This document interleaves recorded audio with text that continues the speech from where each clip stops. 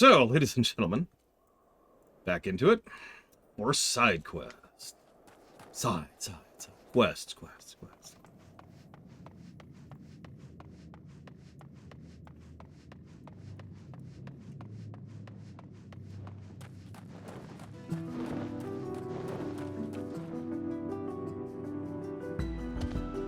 You there! By my reckoning, you look to be precisely the sort of seasoned warrior we need right now. Not far from these ruins, there are craters where the heat of Alagarmanda's scorching devastation yet lingers, attracting swarms of elder flints. If left unchecked, they will feed on the flames and explode. Normally we stamp them out on sight, but they begin to multiply faster than we can rout them. Okay. So we need to weaken them and then sprinkle warding water on them. Sure. I can not kill something? I think. Sure.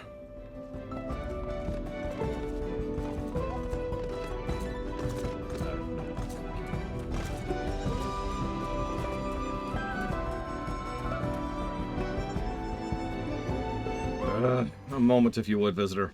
He was en route to deliver a pigment from Warler's skull echo to Sentinel just ahead, but fool that I was, I let my guard down, and when monsters attacked, I had no choice but to flee for my life, abandoning my rations and my cargo. The beast can have the food for all I care, but that pigment is essential for the repair of our cave murals. Thus I ask, oh, I beseech you, retrieve the jar of pigment. I don't know, what's it worth to you? Let's talk cold, hard cash. Please don't die. Alright, 2. I'm missing 1. Alright, hang on. I have no way of telling, can I? It doesn't help.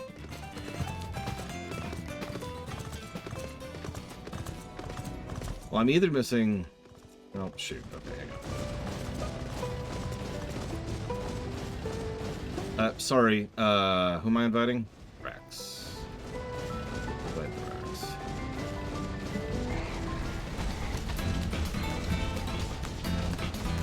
Hang on. So I know where 1 is, it's up here. I'm missing 1 down below. That was the groan. 1 through 5 are all down below. I have 6, 7, 8, and 9 according to my list. I am missing 10, which is of course neither 3 nor 5. Because screw you at actually doing these things in order.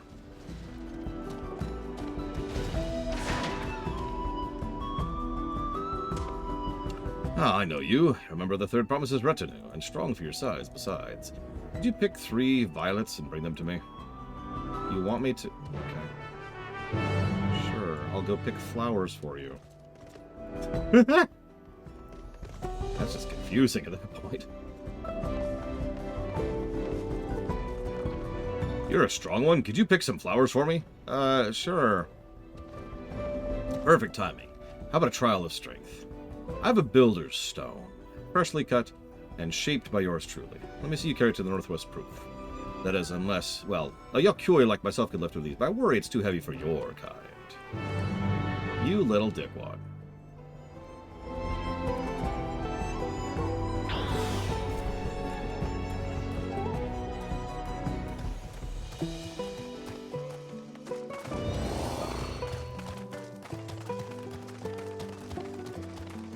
Come on, Yada. Let's carry this thing up here.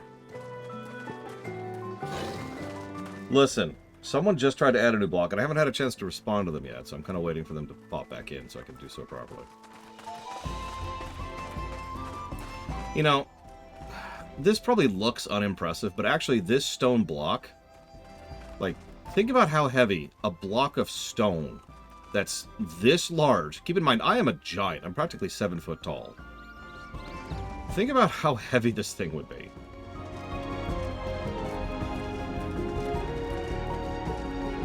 I'm not even sure how to calculate that off the top of my head. Is that up more? It's up. It's up more. It's up more.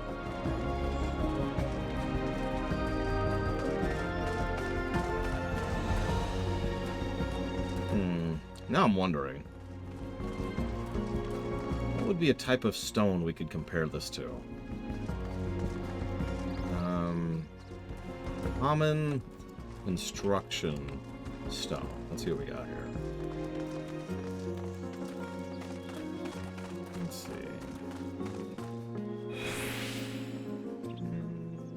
Slate, maybe? Limestone, maybe?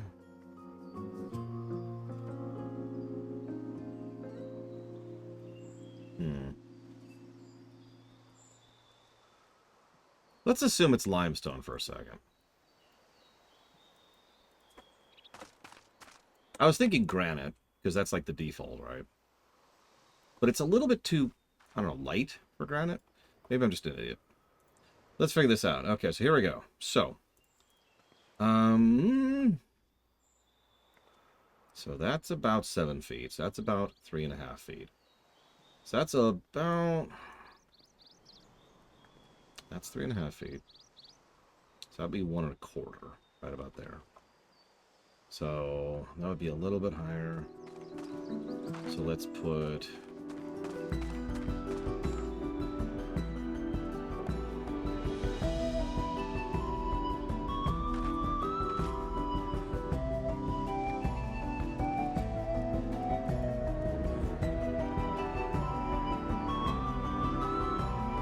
I was actually just doing the same calculation. Yeah, about 8,000 pounds is what I was getting to.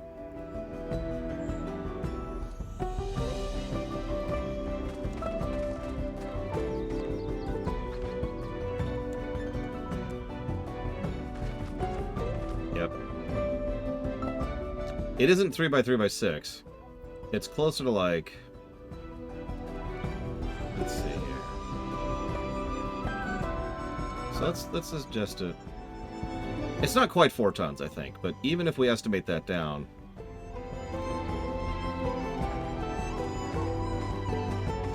Yeah, that's still a lot. Jesus Christ. Anyways, point being, we just lifted around a couple thousand pounds up a mountain. The building stone has arrived at last. I'm grateful, of course, but confused. How did it end up in your hands?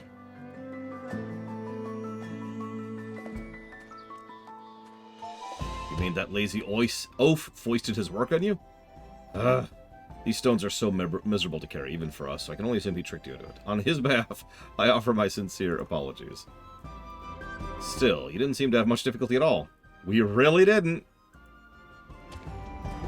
Yeah, we jogged up a mountain with that many, however many thousands of pounds that actually, well, God damn it, that actually was over our head. Up a mountain. And I know what you're thinking. Up a mountain isn't significant. It's easy, I've noticed this, it's easy to look at like this right here and say, yeah, this isn't really a big incline. But if you've ever gone hiking in your life or mountain climbing, let's zoom in a little bit more. Let's actually go into first person and get a little bit of a better look at this incline. Yeah, just walking up this is literally a workout. Granted, I'm not showing the whole thing because we were all the way down there, but you get the idea, right? We just walked up this incline, jogged, excuse me, up this incline, carrying however many thousands of pounds. Yeah. Now you're probably thinking, Lore, stop making fun of the game. No, that's awesome. We are literally superhuman. The game should treat us like we are superhuman, because we are. That is appropriate. I imagine this task is quite daunting for a puny visitor like you. Feel free to take as much time as you need.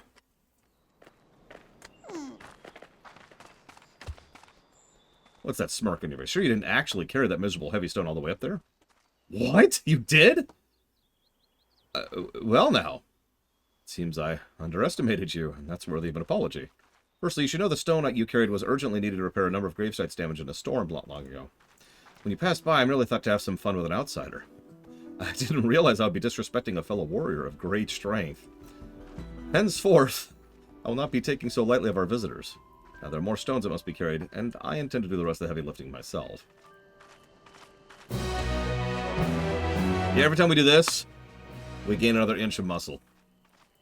Yeah, please don't kill me! Oh god, please don't kill me, I'm so sorry. I'm so sorry, please, please, please, please. Yeah, he actually apologized for it. Yep. Superhuman. Woo! Now, of course, I'm a giant, right? Again, I'm like a 7-foot-tall Elizon. Imagine doing that. Like, imagine Valerian doing that in his Lalafell.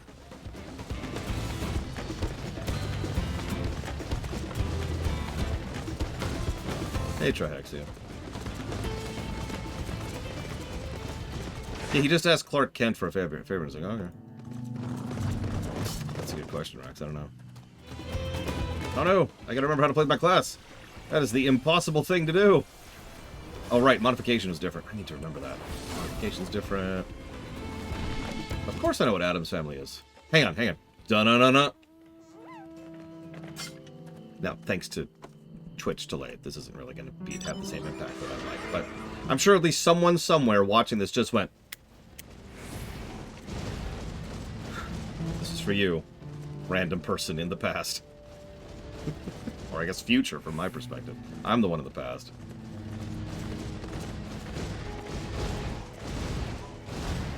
So this is funny. I might have to change how I macro modification.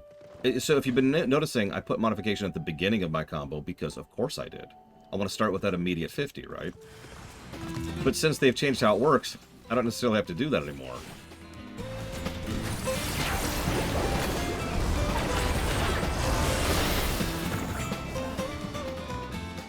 Oh, right, right. Thank you, game, for protecting me from my stupidity. Thank you for having this tech that didn't exist when this game came out. WoW started doing that too, where they HP lock at 1. In fact, WoW will make it so they go non-hostile. I guess he did too, the moment they did that.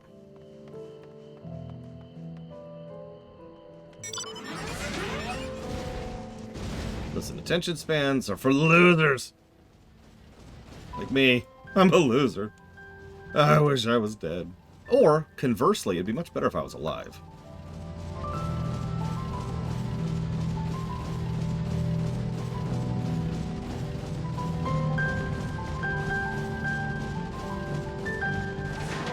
So how well would the Addams family live in Gotham family? Or Gotham family.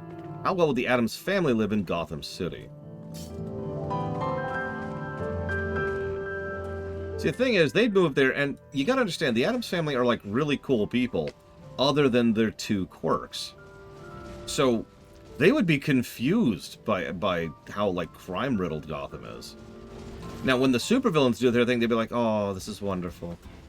But, like, some random thug on the street, they'd be like, why are you trying to take me? Oh! Is this some sort of Gotham welcome? And then they'd, like, kill the guy accidentally.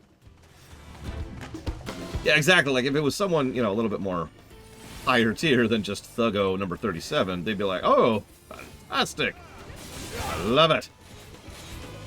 Oh, right. Don't kill, Laura. Don't kill. It's so hard not to kill. I've been wanting to kill so badly. I've only done 1 dungeon. I've done 1 dungeon in like 3 days. Or 2 days. 8 days. When did we start this run? It's been 87 years. So I don't mean to bug you, Rex, but did you ever figure out which ether I'm missing down below? By chance. Actually, yeah, Lode. You there, sir? Your costume is most munificent. Might I have a duel? What? No duel with punks like you. Oh, no, fear not, sir. I simply want the pleasure.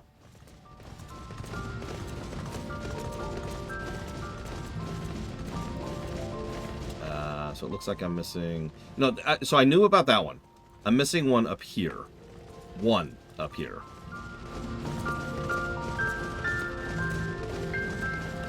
And that's the thing I'm running into. So here's my ether thing again.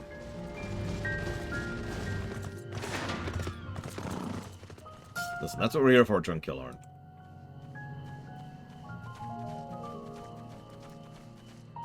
Yeah, you see the problem I keep running into, Rex.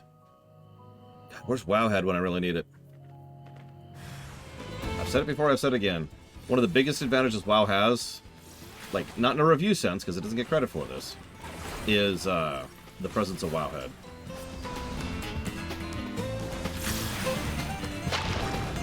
That would be hysterical, but well.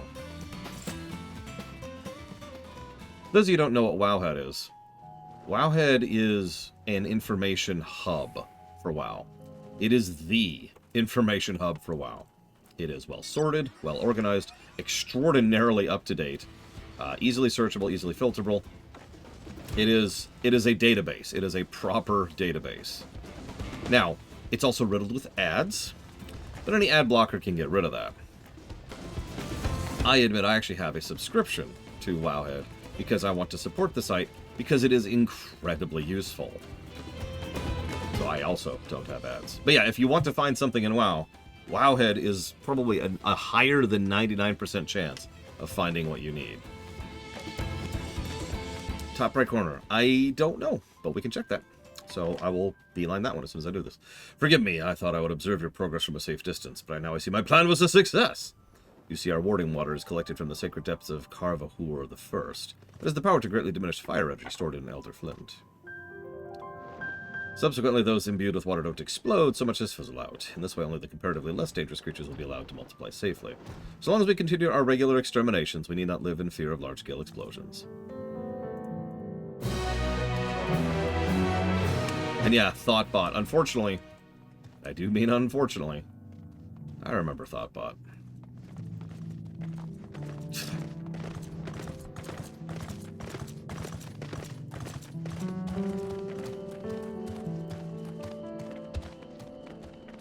Pain has receded in the time you were away. If only a little. Oh, it just sucked, Valerian, that's all. It's an old and terrible search engine for WoW. I haven't used since, like, BC at this point. This is it. Full glad am I to see it repair again, with nary a crack in the jar. So we have great use to the repair efforts. Though these particular minerals are shielded from the sun and other elements, they still fade with time and require upkeep. I intend to take part in the repairs myself, but I'm afraid I must first tend to my wounds. And my upbeat Spanish music.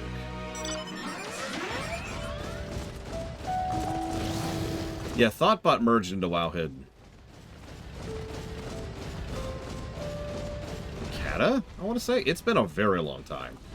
Well over the decade range at this point. What the hell is this thing?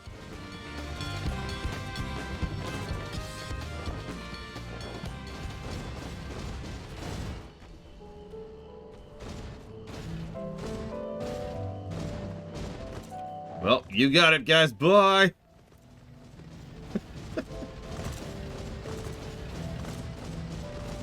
I mean, I do have level 100s, but they have no gear. They have 90 gear, so I can't help with that.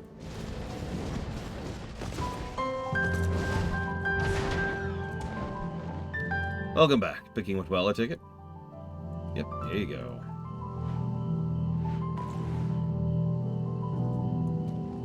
Thank you for obliging me. I wanted to get flowers for my grandmother, and these are one of her favorite. We have a tradition of carving symbols of our favorite things on our graves, you see. Hers is a flower for each of the 4 seasons, so I've been giving her a few of each throughout the year. I had to get these to grandmother before they wilt. Take this as a token of my thanks.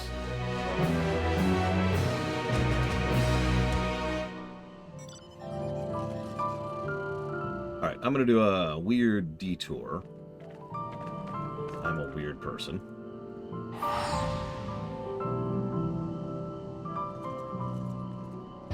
Look what I wear. I did eat well. Sort of. So, because my sister is so ill, I decided to get her a local soup and bread place. So I was like, hey, let me get you something nice. And while I was there, I just got myself a quick sandwich, too. Naturally, we also got a bunch of just their bread. There's a thing you can do where you just get, like, a sampling of whatever they made that day. You know, it's called the Daily Bundle. And so we were just like, let's just go ahead and get the Daily Bundle, too. So, 1 bag of food arrives. And, hey, Spartan, don't worry, I am nowhere. And, I was like, okay, you know, here's your soup, and here's your sandwich, and we couldn't find her bread. Where the hell? How do I go up? This way? Anyways, long story short, my sandwich was gone, and the bundle was gone. So, there was essentially a bag that was missing. So we didn't get our bundle of bread, and I didn't get my sandwich. So while I was, you know, just cooking something really quick, I was chatting with Sis and keeping her company. There it is. You were right, it was this one. Thank you, Rax.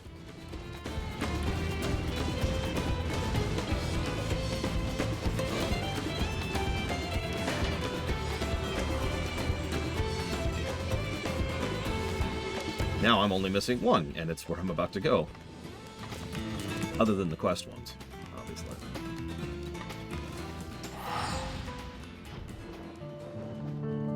I mean, I got a refund, Dream Whisperer.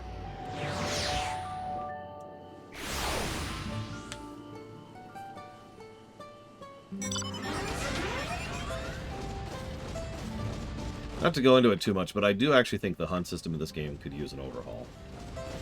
Like a lot of the older stuff that's been around since the ARR days.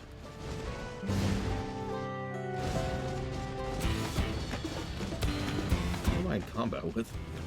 What are you in combat? What are we in combat with?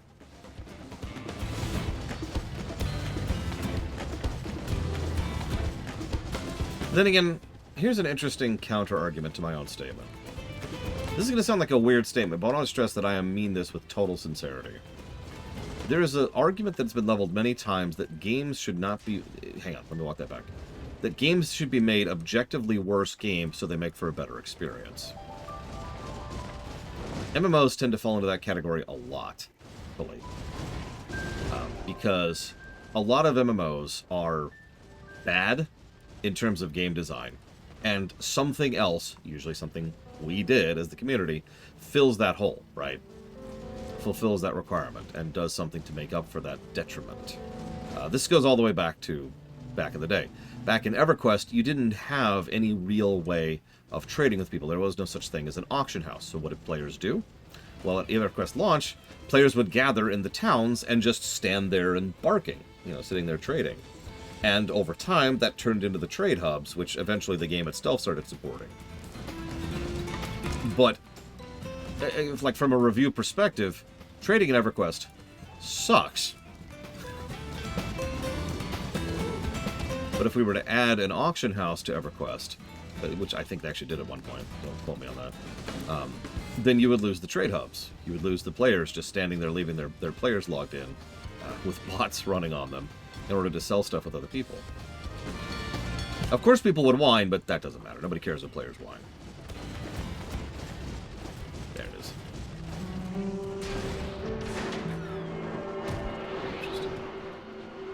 Sorry, I'm being a little OCD. I just want this locked in, so the moment we can fly, we can fly. That's really all I'm doing there. I mentioned Wowhead. Some players would prefer a lot of that data just be in the game itself. But then we'd lose Wowhead.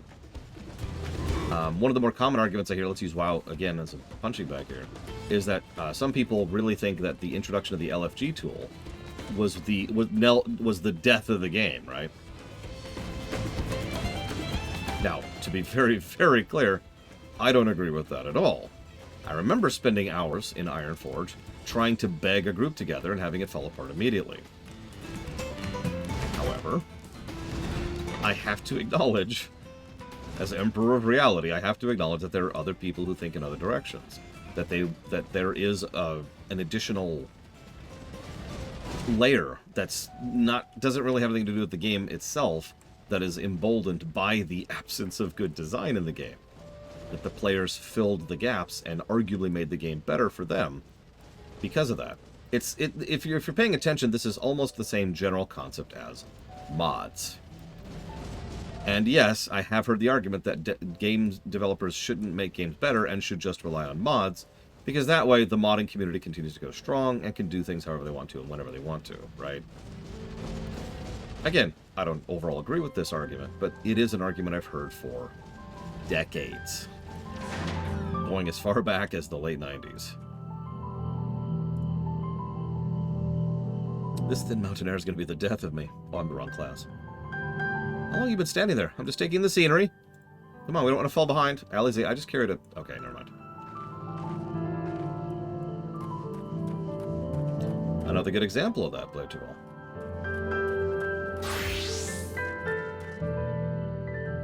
I mean, hell, another example of this would be Asheron's Call. A game in which...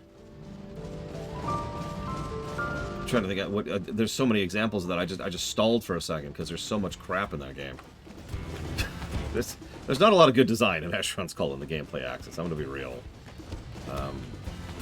Okay. Timed doors. So, let me explain one of the ways Asheron's Call would do dungeon design. So here's a maze, okay? So let's just start with that. It's a maze. But let's assume for a moment you know where you're going. Cool. Over here is a door. You need to lockpick the door. Lockpick is a skill in the game. You need to lockpick the door to get in. In there is a lever. Hitting that lever opens up another door elsewhere in the dungeon. That lever will stay open for X amount of time, and after X amount of time, it will close. The next lever is actually 2 steps past this, and I know I'm explaining this badly, but hear me out for a second. Let me just talk you through this so you understand the process here. You lockpick the door, hit the first lever, run through the door, hit the next lever to run through the next door to hit the third lever, which opens another door. If you go too slowly, then you can't get back out the first door you opened, and you have to actually hearth out. You have to exit the dungeon in order to escape. By the way, there was no way to do that in vanilla. Anyways, well, I shouldn't say no way, but they added the ability to recall for every player who wasn't a mage much later in the game cycle. So that's dungeon design, and that is arguably bad dungeon design. Do this right in a maze on a timer, or start all over. That's not great. Now you're probably thinking, well, okay, what's the player thing? So, doors have no collision if they intersect something. Now, obviously, when a door is closed, it can't intersect anything, because it has collision. However, if you move a player into the middle of the doorway while the door's closing, the door never establishes collision. It looks closed, but it's open. And now all of a sudden we have relay runs. And players would get together and assign roles and say, okay, your first door, your second door, your third door. And it would turn into a whole pattern. It's actually not unsimilar, as weird as this sounds, to an FF14 boss fight.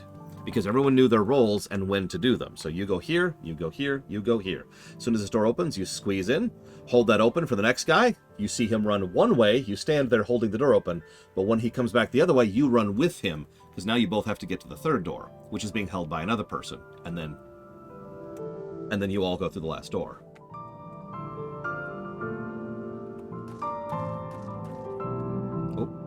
Oops.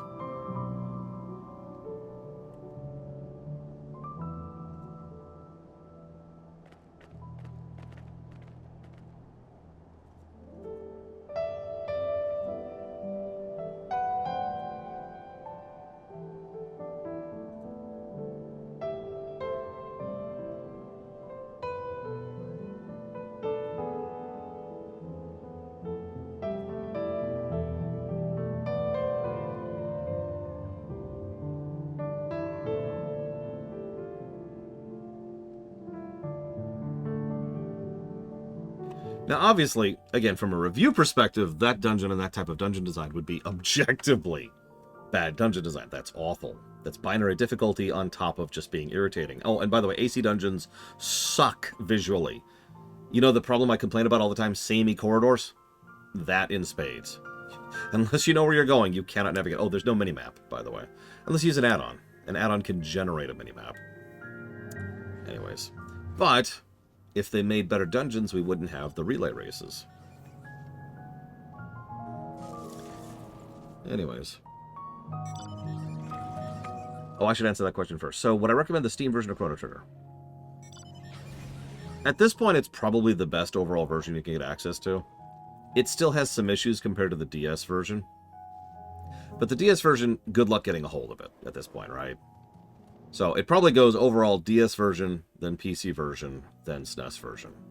And then you dig into a hole, and then you go down to China, and then you keep going, and then you're on the moon, and then you're on Jupiter, and that's where the PS1 version is. I fear it won't be as much used to as a guide past this point. Even in Tuliolo, there's precious little written about the sacred peak of Walker's Ormor. I cast a rejuvenating spell on Wuklemat. Even our indomitable third promises feeling the strain of these slopes. The true size of a mountain is never more apparent than when you're standing right at its foot. I hope we come across Bakul Jaja on our way to the summit. We still owe him for all the troubles he caused us in Kazamuka. You remember how the chronicler was saying the more they fought, the further away they moved from their idea of peace? It occurs to me if Zoralja is attempting the feat of proof, he will have heard the same lesson. I can only hope it's made him reconsider his own stance on educating people through war. Wouldn't bet on it.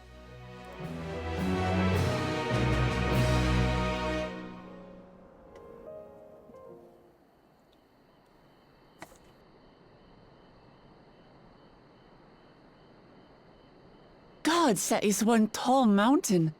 And we're supposed to climb it? We're on vacation, to Quack. Farther. Tomar.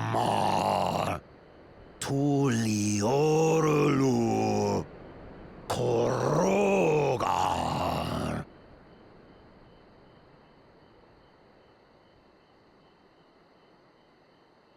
He's speaking the old Yokhui tongue. The words are difficult to catch. Though your words are crude and cumbersome, I use them for your benefit. You are a claimant in this right of succession. That's right. Then, if you die, Tuliola loses a potential ruler.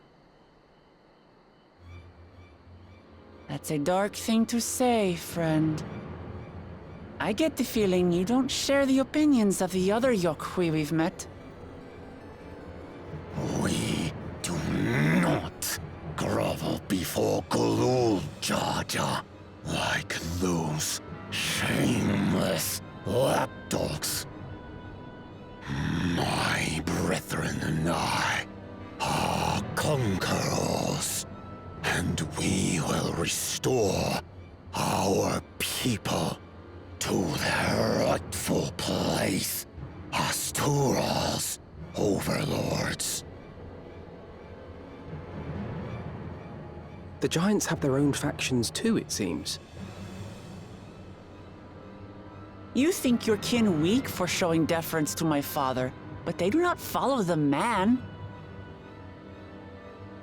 It is his peace they respect, a peace they always wanted, which they realized could be had right here. Justifications of the craven. They turn their gaze from our ancestors, from the dream we kept alive for 1,000 years and more. They are unworthy of bearing our legacy. I will reclaim the glory of our people.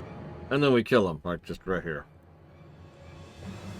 And our ascension begins with the death of the third promise. Stop! I don't want to fight you! Then die on your knees.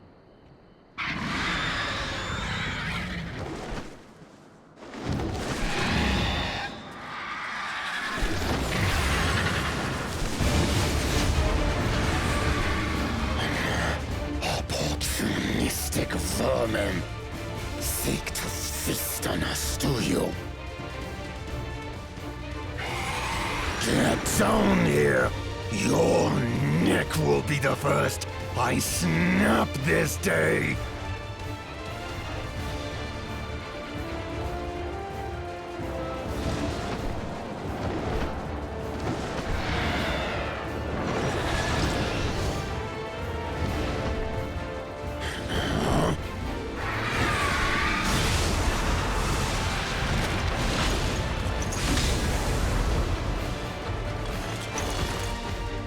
That's right!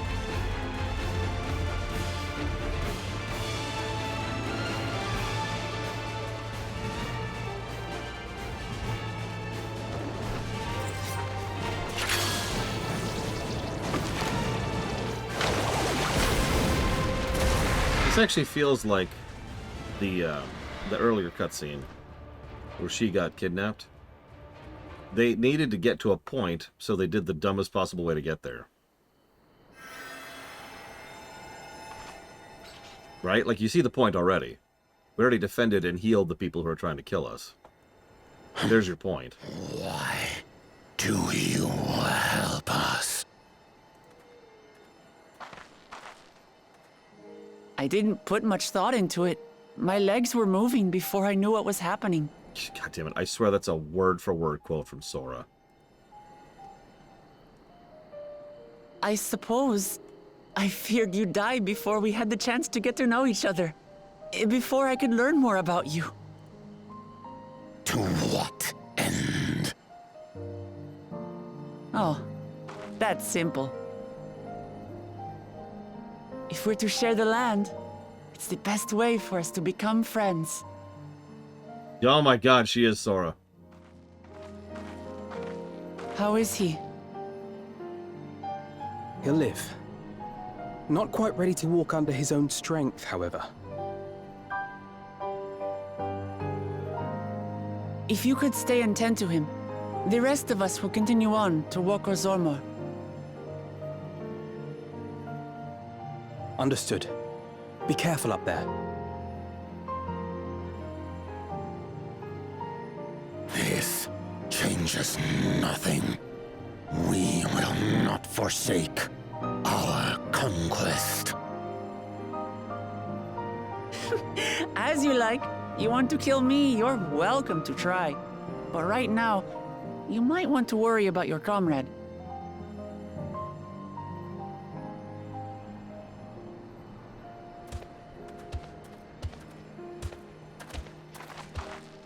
On a mountain of that size, there are bound to be creatures even I've never heard of.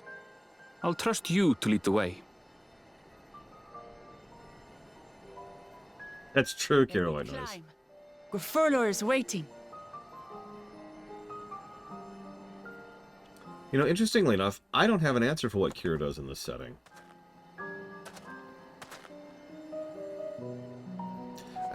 Let me explain that in just a second when we're not in cutscene land.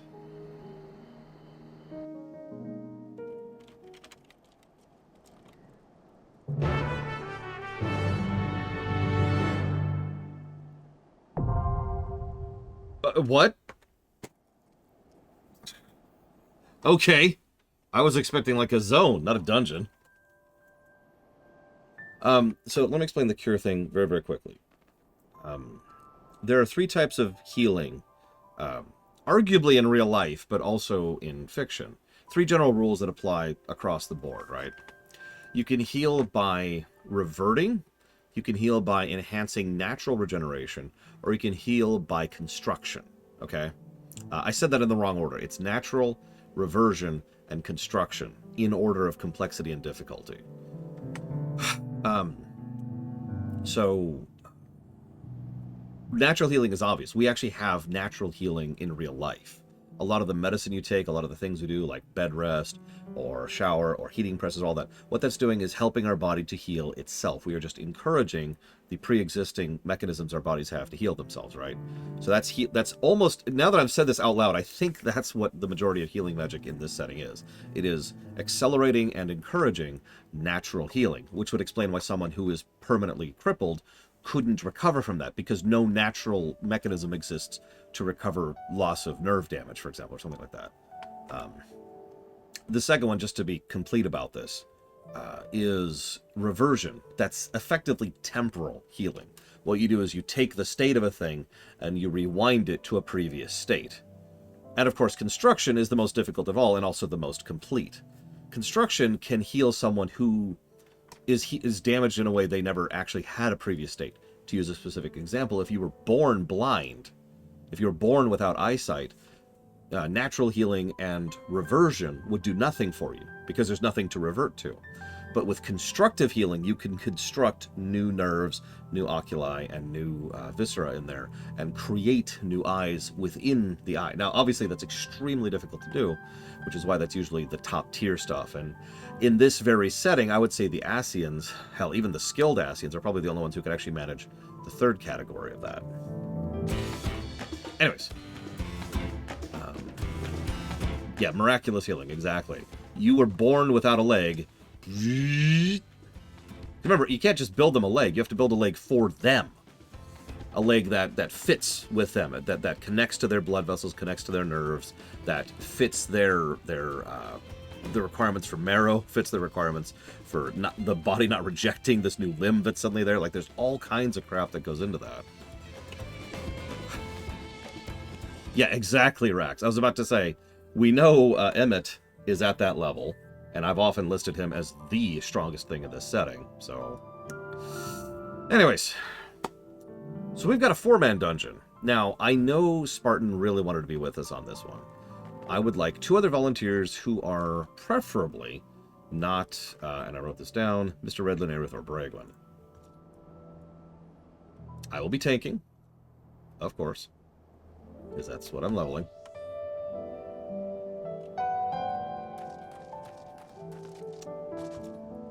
Let me go ahead and actually just disband this really quick. Let's just nuke this party here, etch a sketch a little bit here. And let's go ahead and grab Spartan. Yeah, I know several people want to participate in the trial. No judgment there. I love the cloak, by the way. Probably Loke, yeah. Which is funny, because we're pretty high up there, too, but yeah, that's probably above us, if we're just being 100% honest about that. Give us a few millennia. We'll get there. We'll get there. Okay, anybody who wants to participate who has a heal or DPS roll that is above 94, I think, guess a number between 1 and 30.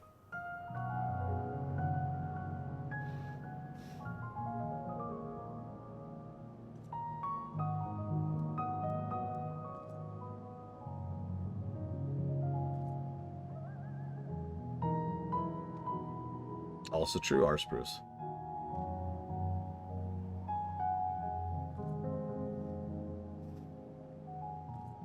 My memory is strange. Oh, I know exactly what you're talking about, Luke. My memory is very strange. The way I like to describe it is everything was last week. Last week, last year, 10 years ago, 20 years ago, 30 years ago. All of it is in the same general category. It all feels like it was just last week to me. It makes it a little bit hard to keep track of time in the same way other people do. Is that everyone? Okay, well, looks like we're getting in Cordoon and Blade Taval. The number was 7. Cordoon, I don't remember your character name.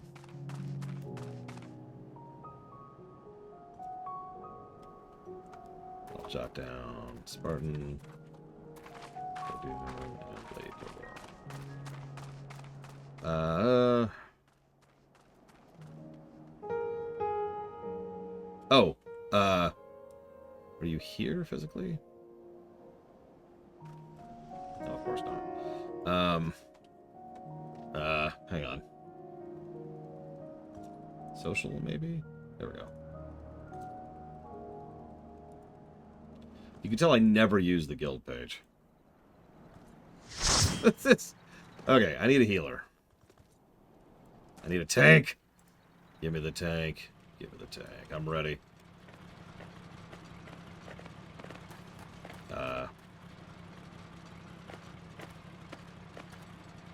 No!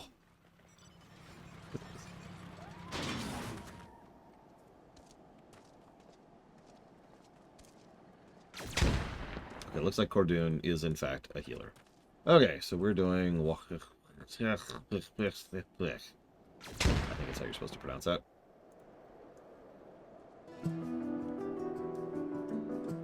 Dungeon 2. Good lord. On VOD 6, I think we're up to? Yeah. Wow.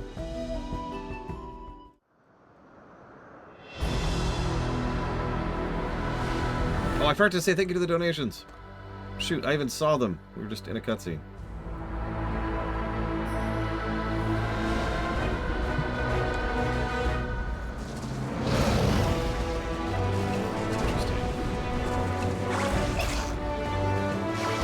I don't see why Equalitas.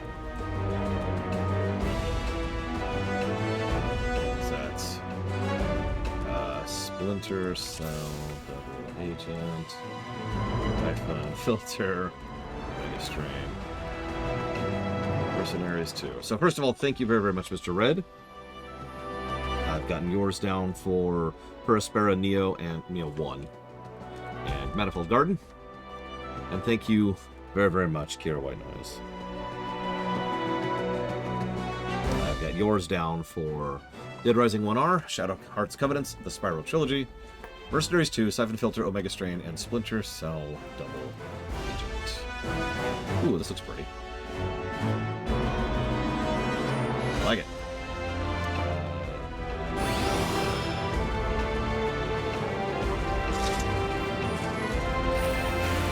So wall to wall is what I'm hearing, right?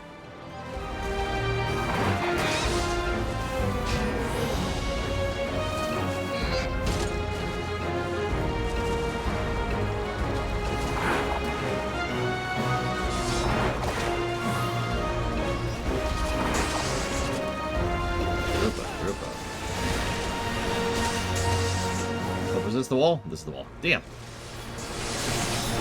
I should have known.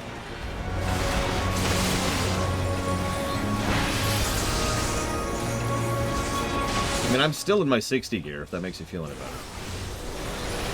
On the plus side, it's really good 60 gear, so I'm not quite out of date yet. Next dungeon, I'll have to start thinking about that, though.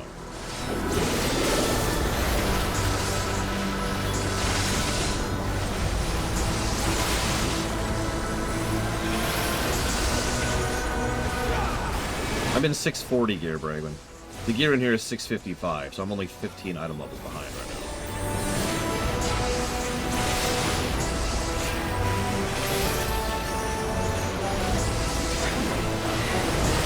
Thanks to Valerian especially, but everyone who assisted Valerian, I still have pretty high-end crafting gear from Endwalker for every class.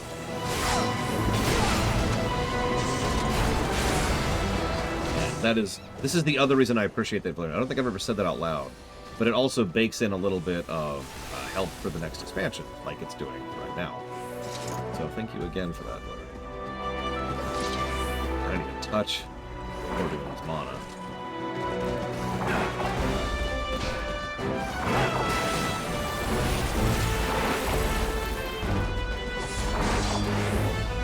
Another way you can see that netcode thing I've talked about a few times, enemy movement. There's this lag to how they move. I have no idea how to explain it.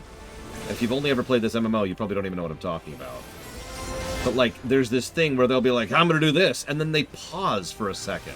And then they're like, oh, you've moved. Here, I'll demonstrate. Watch this. I'm going to move over here. Now he attacks me, and he's standing there. Okay, then he starts moving, and he attacks me, and he's standing there, and he starts moving. Do you see that? The big guy, the big guy. You see how he has to do his attack, and then he pauses, and then he moves? It's just, there's this thing there. And again, I'm not actually sure if that's because of the netcode, or indirectly because of the netcode. It's one of the two. But it's the same general concept. It's doing the, hang on, okay, hang on, okay. I swear I'm not just trying to say WoW is the best MMO ever. I'm just trying to explain why it's so unique, because the overwhelming majority of MMOs are like this. This is the norm right here. Hell, yeah, actually I was about to say, speaking of objectively bad game design, slide casting used to be a thing back in EverQuest and Asheron's Call, where you could cast while moving because you were moving in between the cracks during which the game was acknowledging you as existing. What the hell is that?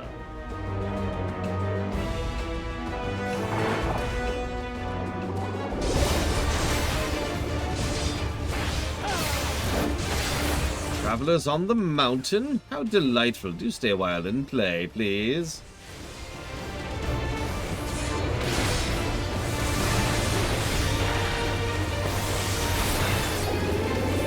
He's fluffling up. He's fluffling up. I don't know what that means.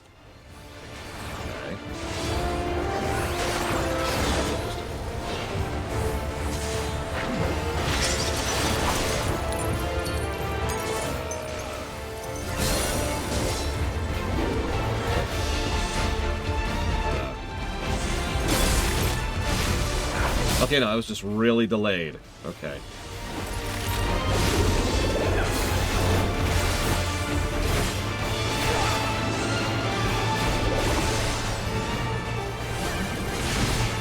Yeah, exactly, Pure White Noise. Yeah, Lotro. Mr. Red is playing Lotro right now, and he can absolutely attest to the fact that Lotro has this same delay built-in thing to its netcode, because that's just the norm. That's just what MMOs are designed like, for the most part. Lotro is actually worse than FF14, too. Oh, also the lag thing. Sorry, I was talking about the other thing.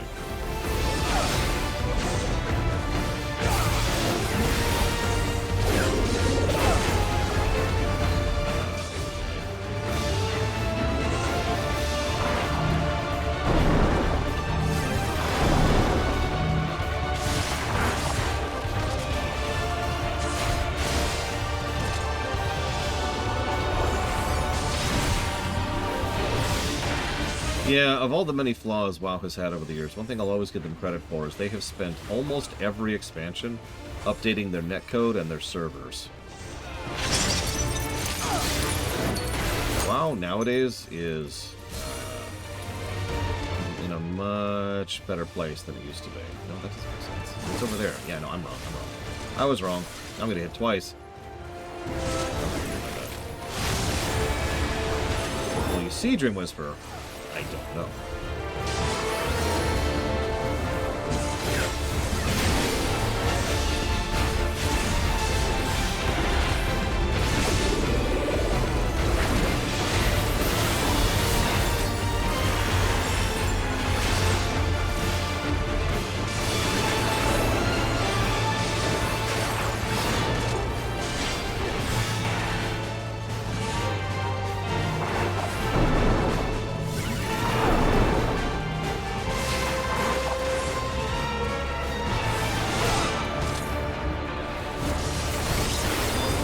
When I was teaching a friend of mine how to tank, I would deliberately screw everything up as the DPS just to see how they would recover.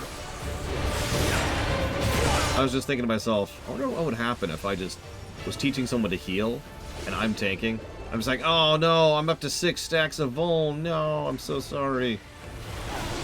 This is such a mistake I've made. Oh no, 7 stacks. Oh no.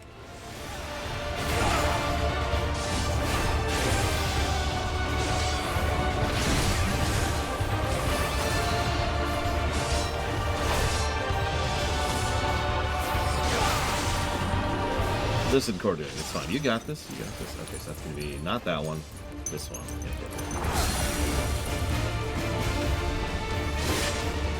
Right? Yeah, no, I'm right. I'm right. Shouldn't have doubted myself. Shouldn't have doubted myself. Yeah, I want to get my stack as high as possible.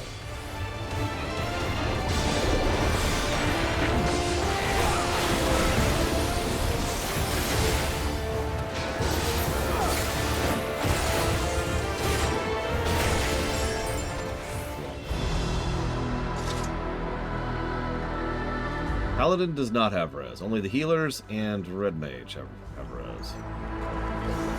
It's rings, I don't care. It's also aiming, so I really don't care. Scouting, it's boots. Oh, sorry, I was counting Summoner as healer for reasons I probably shouldn't have to elaborate on.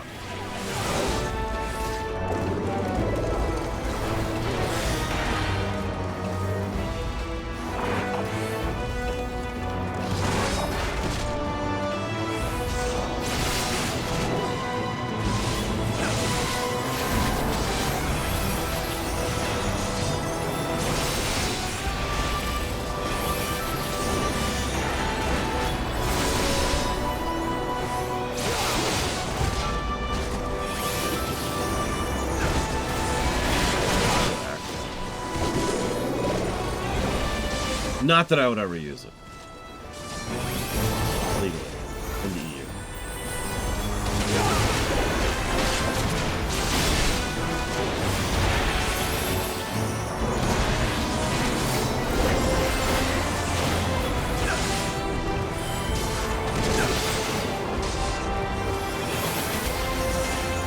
Yeah, if the summoner has to heal, what the hell has gone wrong with your group?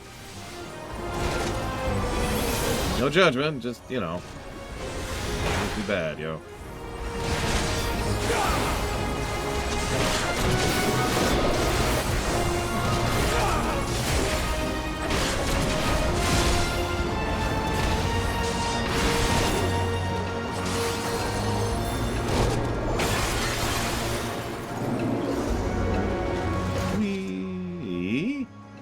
That's not what I was expecting to happen.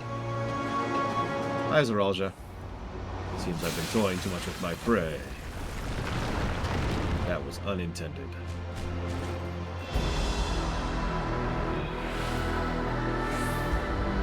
I'll have to find another path. Think of it as added test of your resourcefulness. Sure.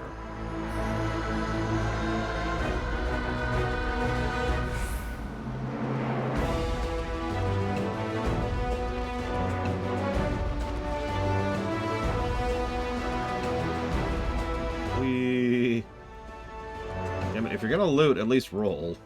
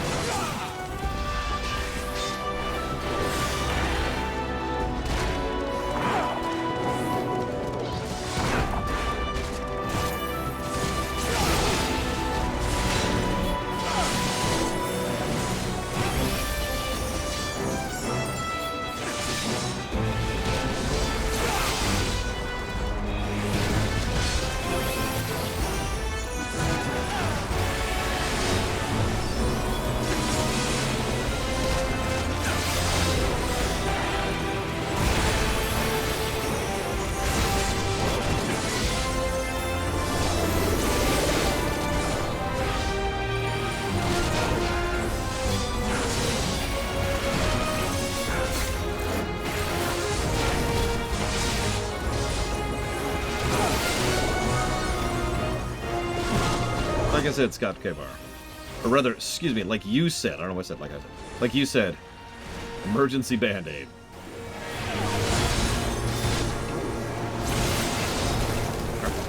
Crap. Okay, we're fine.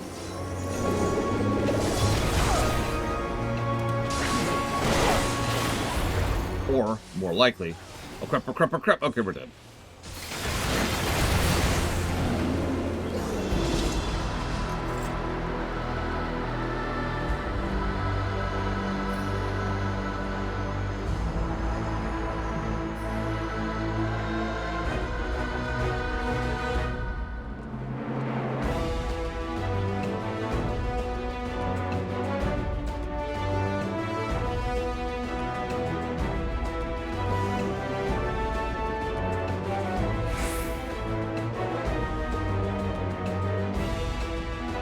Taking notes, don't mind me. We're a little high up here, aren't we? So, hi, Magister. Welcome to the spoiler stream. Population death.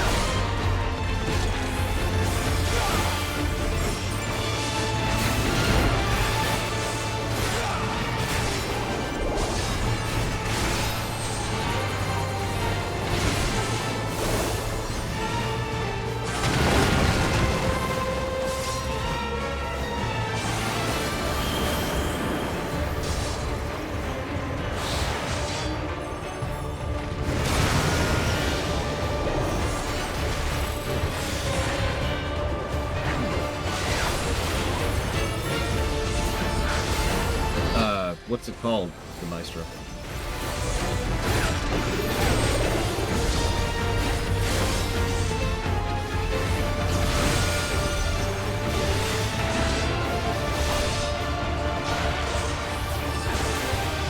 Which one, the fuck?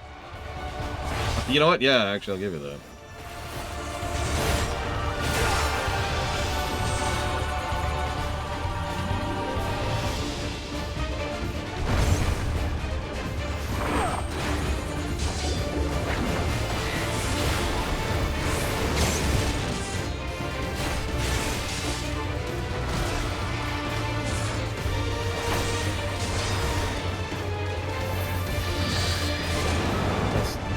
That's this.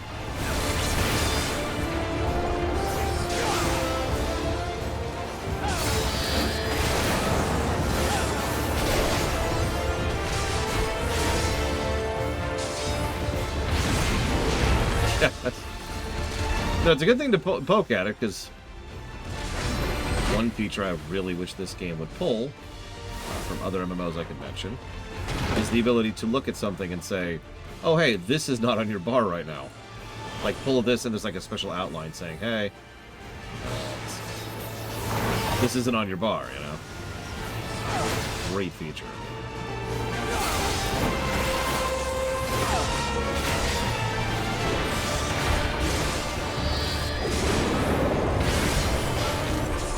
I admit that's been one of my biggest issues when it comes to any new expansion. Am I missing anything? There's usually this period of just kind of manually going through, like, okay, I think I've got that, I think I've got that. They did do one thing that makes that easier. And that is the action change setting button right there. You see that under Fight or Flight? That makes it a lot easier to tell if I have something already on the bar.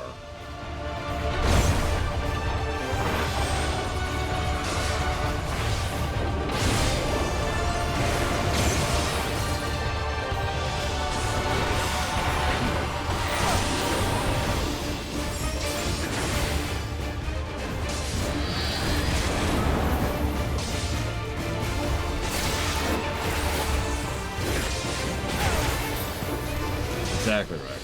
No, I agree completely.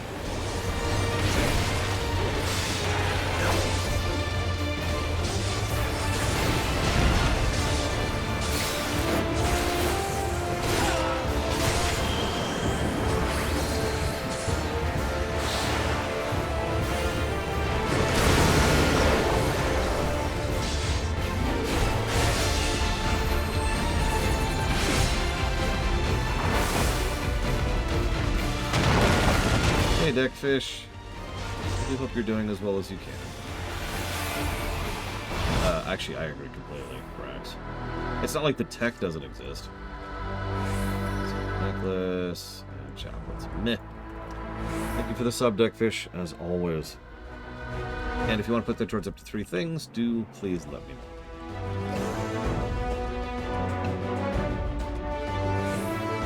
Yeah, I like the combo system at its fundamental core, but I do agree that hitting 1, 2, 3 is unnecessary at this point in time. Honestly, has been for a long time, you know. It's not more engaging, to be blunt. And it's got the keyboard button load problem, right? Like, it gets harder to actually fit everything on the bar. One of the biggest problems I've had with Samurai and Astrologian for a long time. I know Astrologian's not a good example. Occurred to me in mid-sentence that that's another issue.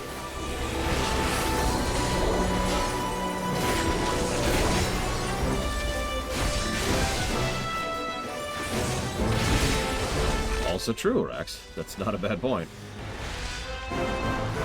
I noticed Picto's getting away from that. It's one of the things I like about Pictomancer. Wish I could level it from 90. Sorry.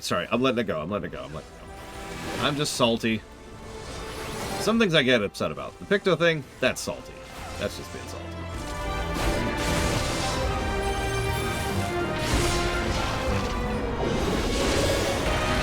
Yeah, there's not much of the 1, 2, 3 problem with Gunbreaker, for example. It's a good point. Also, grats whoever made that. Whoever hit 100 there. Okay, so Signalis.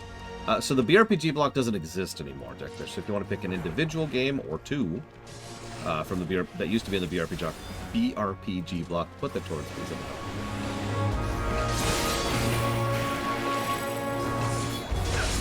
Yeah, exactly, Rex. I do think at least part of the reason why I enjoy Gunbreaker so damn much is it just uses more modern design. And bit by bit, that's stopped being true. Or, to explain that more accurately, bit by bit they keep backporting some of the more modern design into older classes, which is just making the older classes even better. Like we just saw with Red Mage, as I've already kind of shown off a little bit. Or hell, Paladin.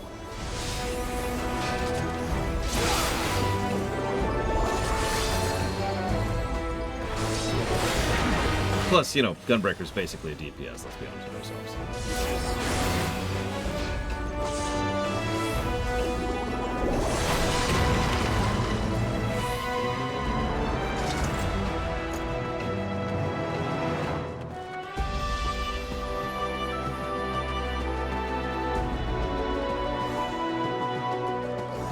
There's all these static mobs that don't move. They don't want me to wall to wall.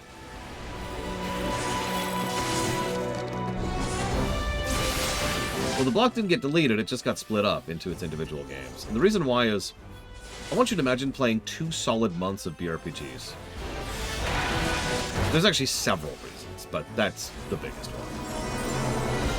So we'll put that towards Skyrim and Hades 2.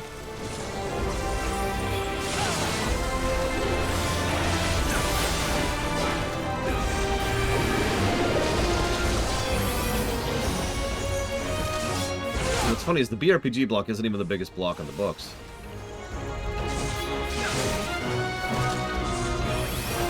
That would be the only block that continues to persist in the large things, and I was argued into that one excessively. That would be the Trails of Cold Steel block, specifically Cold Steel. Every single individual Cold Steel game is 80+ hours. Some of them are into the 120 range.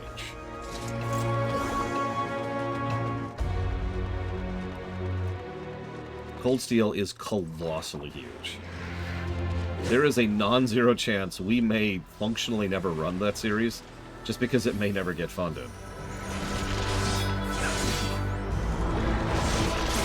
I've already 100% committed to cheating and lowering the accuracy of the run to save on sanity. Because there's no way. There's no way.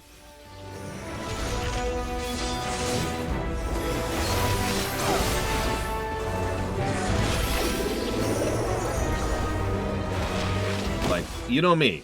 I try to avoid cheating and anything that might taint a run as much as I possibly can. Because the accuracy of the run is very important to me. And no one else in the world, but it is important to me. But for games that colossally huge, we're just gonna cheat. We're just gonna pull the cheat flag and walk out and be like, brrr. All the Trails games are pretty padded. They don't have the empty text problem of, say, Persona 5. Let me say that sentence again. They don't have as bad of an empty text problem as Persona 5, but they have the same empty text problem as Persona 5. What was jewelry? Oh wait, those are weapons. No weapons. Hello?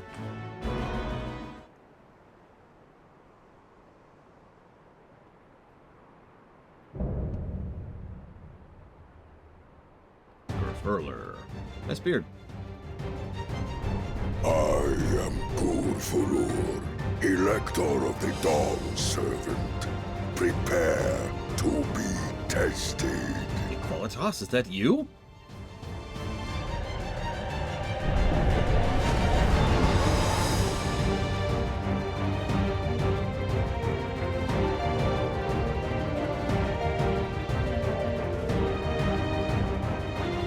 I'm sorry, I missed the question, Messenger. Go ahead and ask me again. Like, I completely missed it.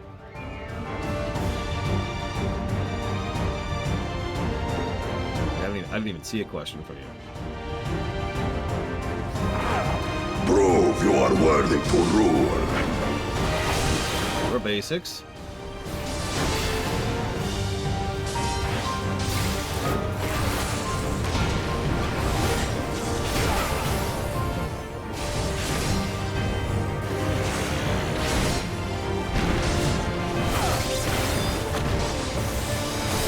Chronicles of it. Return the hunger of roiling waters! I guess behind. No? Okay.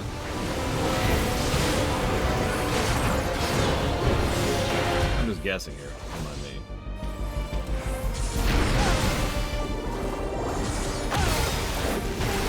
Chronicles of Eld recount the fury of erupting peaks.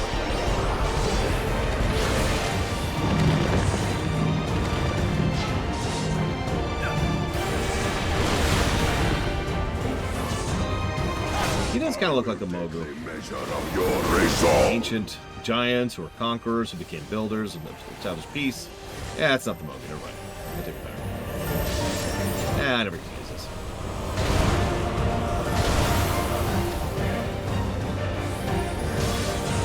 Implacable strength of the mountain, be mine! A test of your reflexes.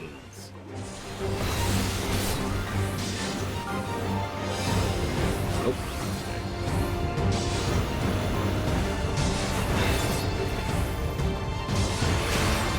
Listen, Thal's balls are not from my mouth, okay?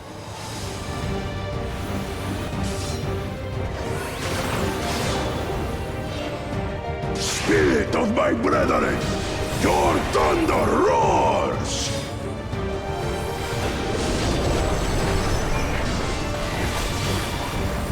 That you should endure my fury. It took me a few seconds to figure out what mitt meant.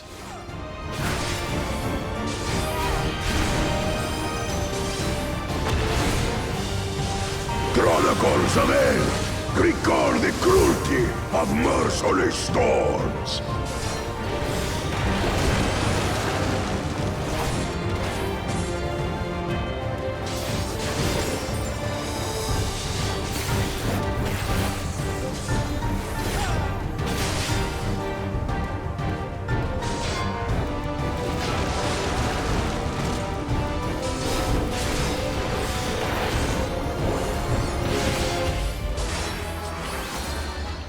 Damn it, people!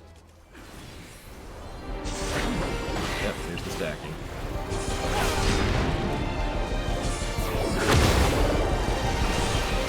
Water and fire. Alright, I can work with that. Oh, this should work.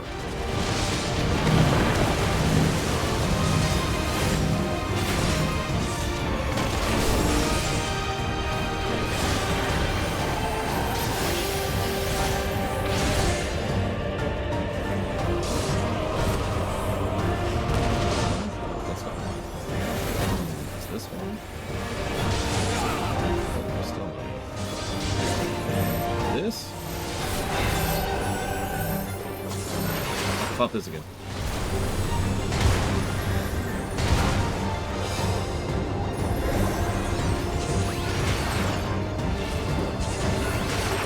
Dragwin, I'm sorry, you must go without pants. Forever.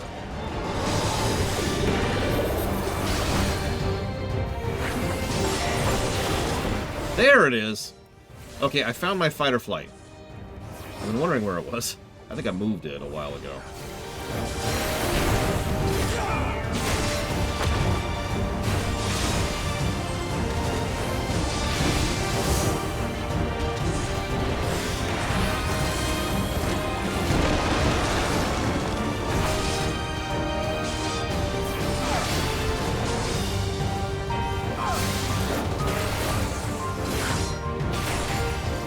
Yeah, no, that's why I was having trouble finding it. Well, that and I like to use macros. Not that I would ever admit to that either. Terrible damage. Better lore.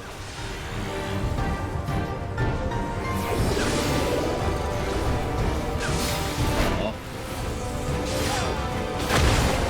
I know Rax really wants to be here for the trial.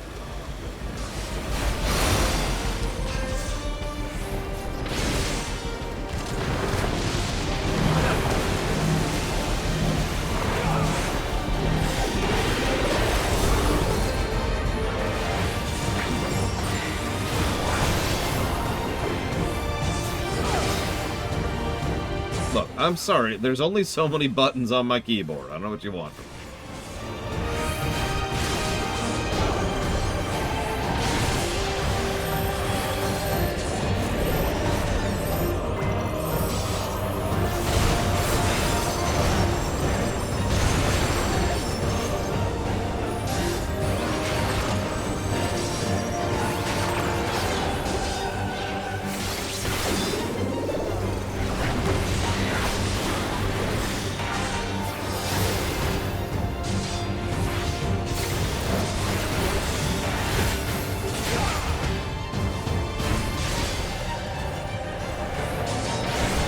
Well, you're toxic.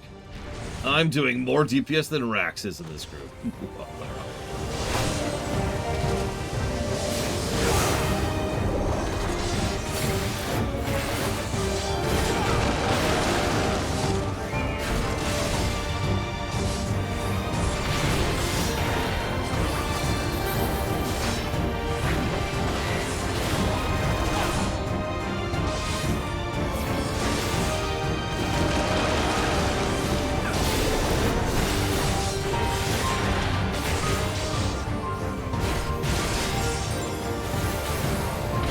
That's a good point. Rax only has $4 to put towards his DPS.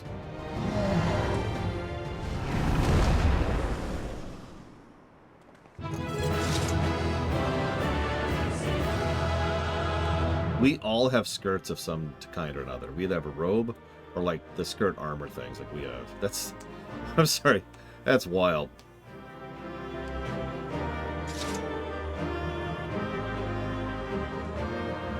So, overall, I think that this dungeon was a little bit easier than the previous one. What is that? Ooh, hello. I will take that. And I will roll on that. But no, that was fun. Quite a bit so.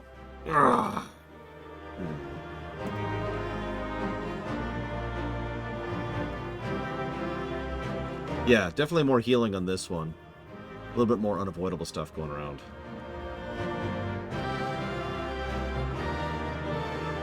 Let me think about this.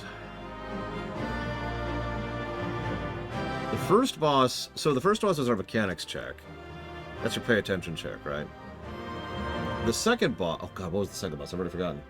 It was the bird. Bird was the second boss.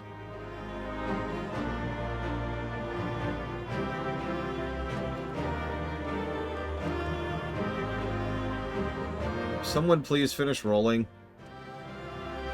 This is... I can go.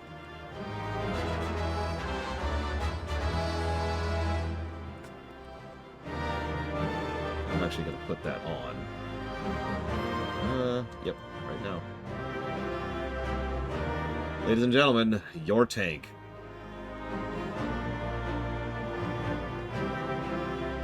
Behold his glory. I already hate this helmet. I'm fixing that immediately. That is just unacceptable. I'm going to carry 400 prisms on me at all times. There we go. That's better. That's better. Oh, yeah. Now I'm looking. Yeah, who hasn't rolled? It's probably Spartan. He said he was distracted, so he probably walked away from the keyboard. Well, in 3 minutes... Okay, I love the victory music, but let's just nuke that there. Oh, well, in that case, it has to be Cordoon.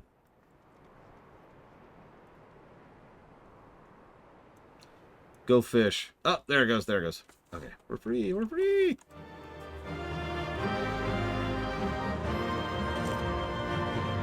Who won it, actually? Not me, okay, but I did get the chakrams.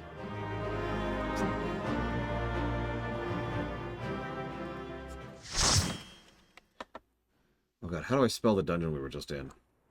I just wrote it down.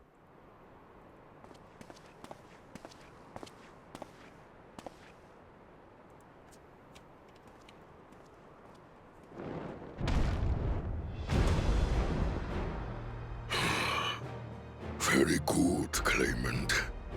Once more, I name myself Gur-Fulur, High Luminary to my people, and chosen elector of the Dawn Servant.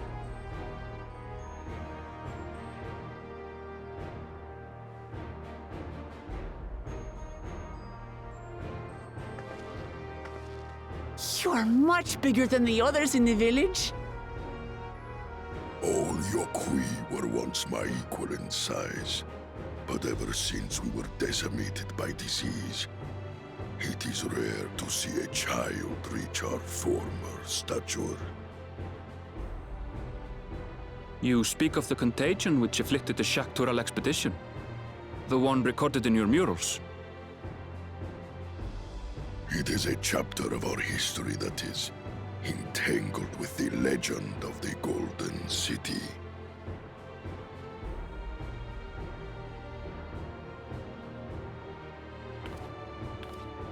I've heard that legend originated with the Yokhui. Is this true? With the visions our ancestors had, to be precise.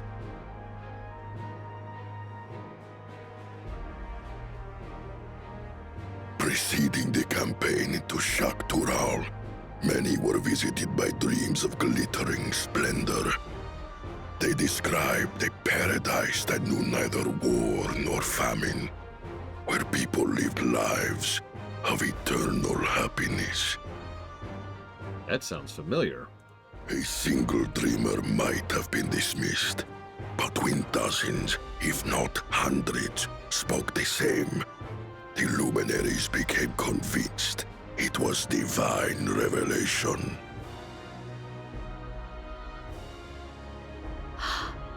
Then the expedition.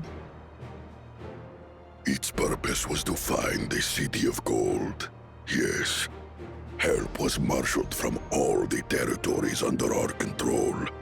Lands were scoured on a massive scale.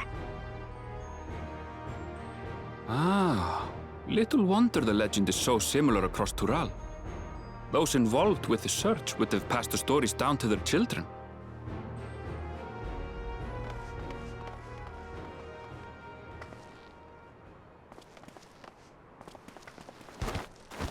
Another claimant, I see.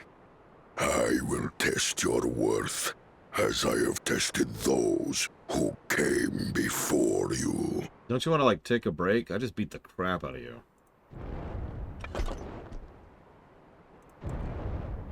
Oh.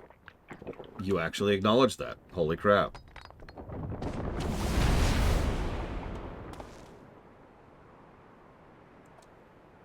Here and now, I think he means. Guys. Alright, we'll vacate. You have your fun.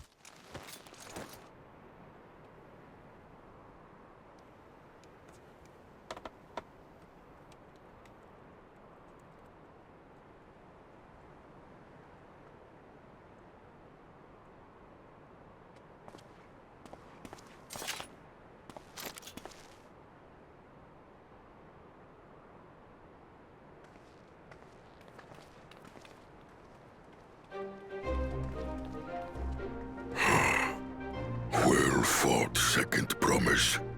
For you and your sister's success in performing the feat of proof. You both shall be rewarded.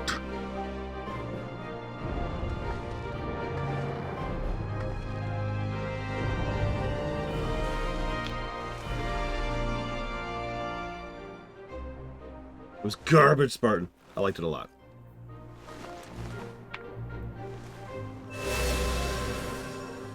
In many ways, I liked it more than Endwalker proper, to be honest with you.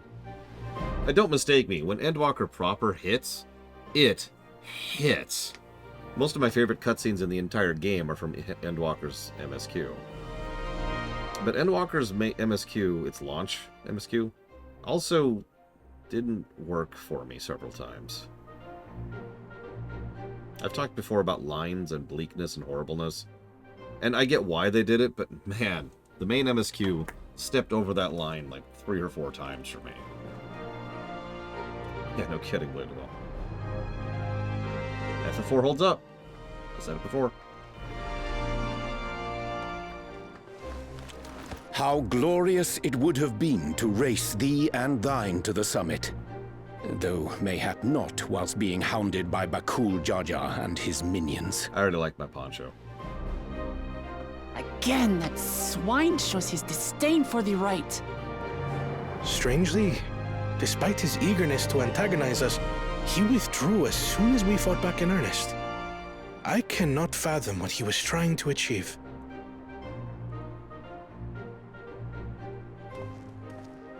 On a similar note, I'm also curious as to why you chose the peak of Warcore Zormor for the conclusion of this feat. The earlier stages saw us learn the history of the Yokui. Does this location also hold some special meaning for your people? Yes, it is a place of great significance.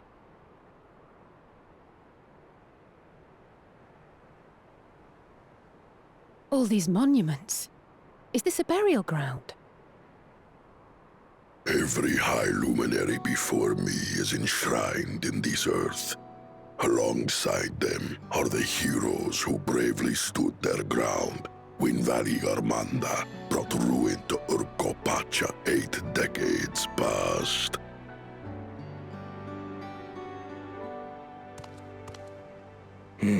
That explains why there are so many. Zorolja, I should have known you'd arrive here first.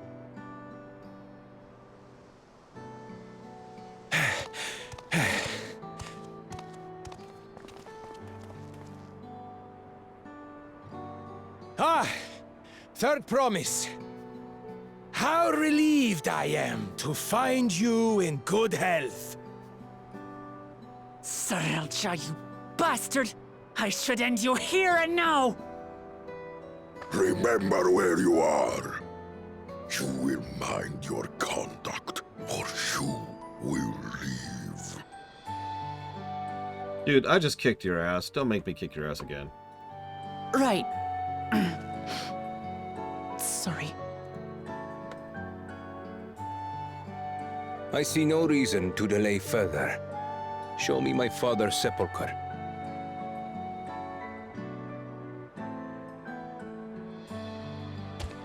Papa has a grave? They make their graves before they die. Oh my god, pay attention.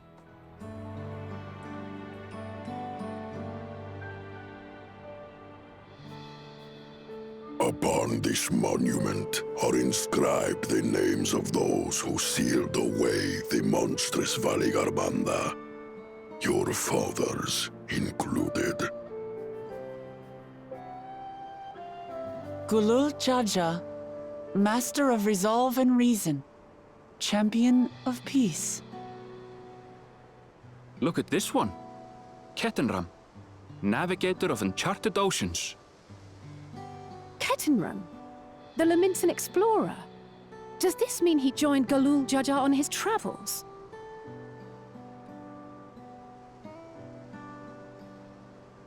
Kafkiwa, Seeker of the Unknown. How strange to see your name here. It was unheard of to build living sepulchres for those who were not Yokui, but their great deed demanded recognition. Master of Resolve and Reason, Champion of Peace? Papa really did some amazing things. He carved his path with martial skill. Yet it was clever thinking which allowed him to trap Valigarmanda within its own ice magics. Yeah, it's almost like he was all of you combined, and all of you suck. Council! Council! Martial skill and clever thinking.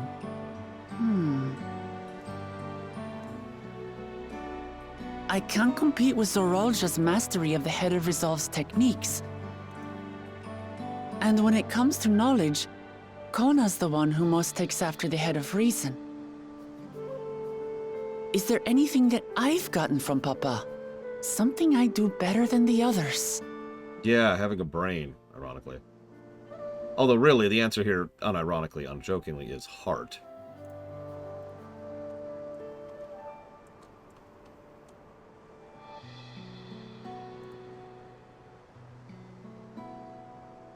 Yeah, you know what? Let's ask her the question. Why don't you put this together?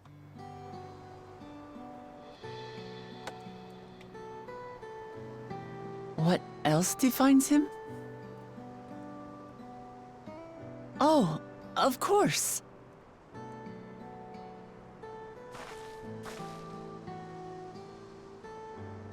Papa's love for peace, for his people. That is what he's given me. And I'm fighting to preserve the peaceful Tural he built.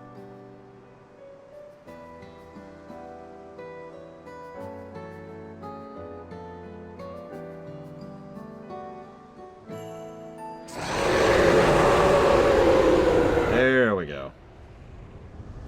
I'm ready. What in the hells was that? It's our first trial. Right? Right? That's where this is going? Right? Right? I haven't killed a god in months, okay? Look at our expression. We know what that means. We know exactly what that means. Warlord's echo immediately.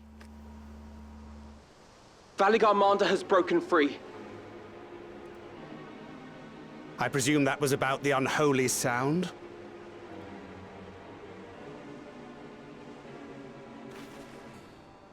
Valigarmanda is free. Don't worry. Dude, I've killed Despair. I got We this. need to get back there. Now! What's Despair? It's fine. It's fine. I've been to space. What's space? Okay. I got this.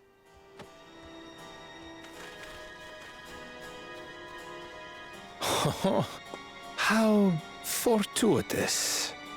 We have been gifted an opportunity to outpace our rivals.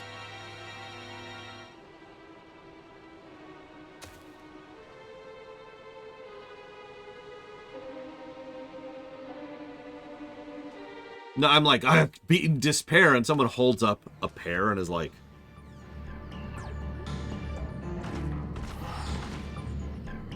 I've been looking at the gear for the rest of the tank suit. I think I have the only piece I really care about. I'm good with this. I'm good with the poncho. Anyways, obviously, we're going to be doing an 8-man, I imagine, soon. No, this pair.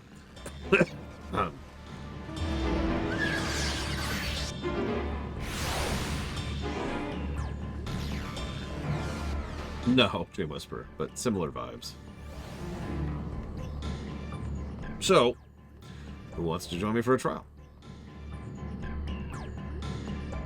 As much I would explain. By the time it arrived to investigate a sudden urge in Ether, there were already fallen giants everywhere. Right now, everyone is preoccupied with treating the wounded. Okay, can I go fight the boss, please? Just let me fight the boss. Let me in! Let me in! Let me in! Let me in! Sorry.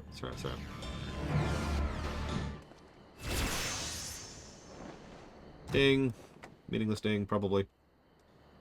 Yeah, I didn't see a single thing. Did I get anything at 95?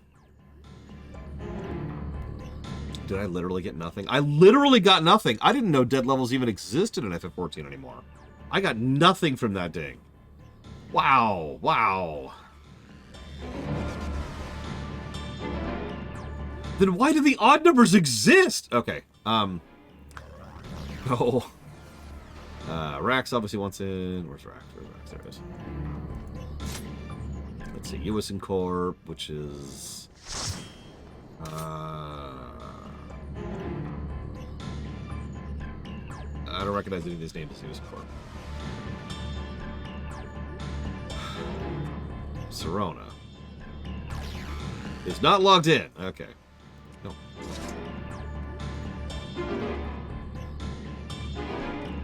If you're already there, many injured. Yeah, okay, fine. I'll go heal people. I am a paladin, after all. I got this. Yeah, let's rush through this a little bit. We'll read at my pace for a second. Let's see. It was bright red, a searing heat. I couldn't move. Gonna die. Let's just double check something. Yep, okay, cool. I mean, I do love the Magic Knight approach they have to Paladin. But I kind of do wish they would split Paladin into two classes. As weird as that sounds, they'll never do it. They'll never do it. But I wouldn't mind having the more offensively focused Magic Knight and the more tanky, healer-focused, you know, Paladin.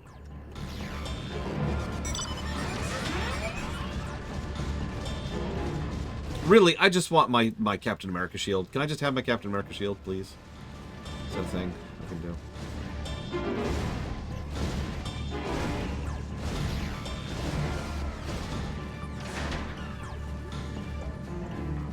All moisture has left my body.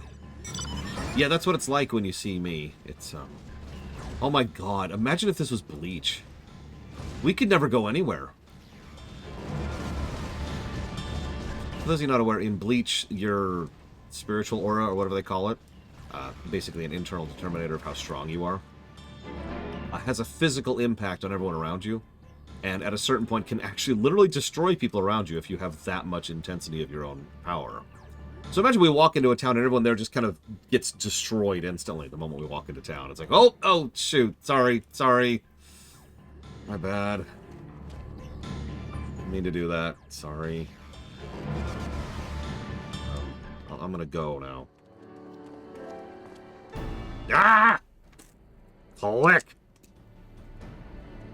Okay, so we found people. They're awake, they're alert, they're dying. That as well. Wait, why is that a good thing? We're up to 11 usages of the song so far. We've left the injured as comfortable as we could. And we're suffering from burns. Did a fire sweep through the village? Nope. Details are unclear. I've healed the attention. Actually, yeah, that's a fair point, Pillars of Snow.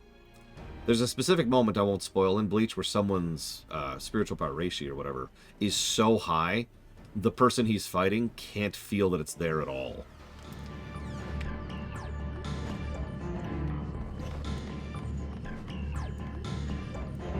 Probably, little one.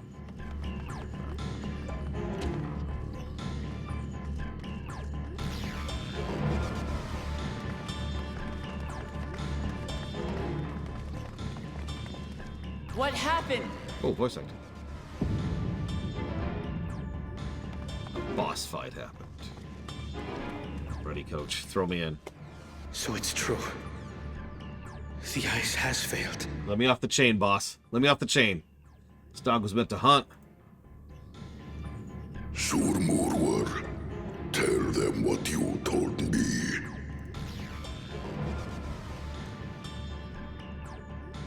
A short while ago, a claimant paid us a visit.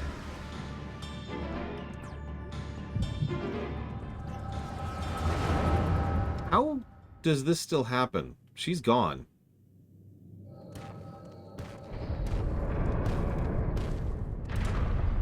Who enters this hallowed hall? Ah, a claimant.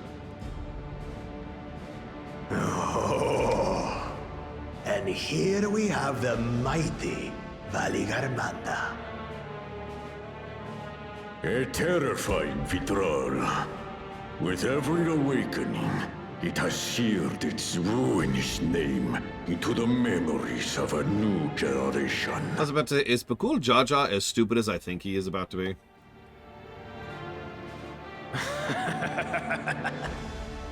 What a good little terror. You've stayed napping right up until the day I needed you. Explain yourself. Oh, it is as they say. Kulul Jaja caused its magic to run rampant, trapping it in a frozen prison of its own creation. Clever. Clever.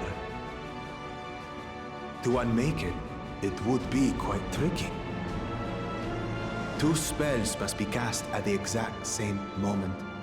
A conflagration intense enough to melt the ice, and awakening flame to rekindle the slumbering Vitral's soul. The only ones capable of such harmonious execution would be the heads of reason and resolve. And the blessed siblings, Bakul Jaja.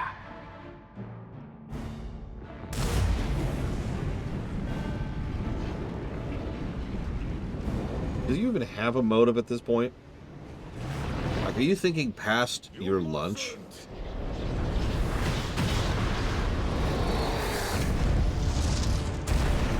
But I already have. Rise and rage, little terror.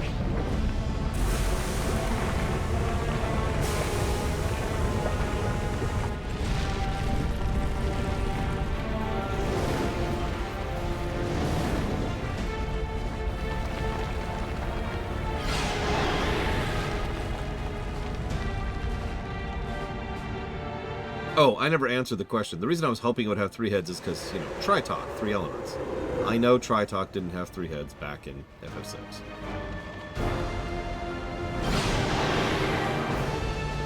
I feel like Valgramanda was in another FF somewhere after 6, but I can't remember where. I might have overdone the fire a bit.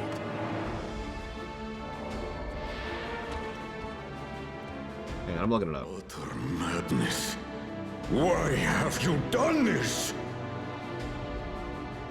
For the throne, of course. What? That's not even a motive. Unleash calamity for your own gain? Have you any idea how many may die? Wreak havoc, Valigarmanda. Live up to your legend.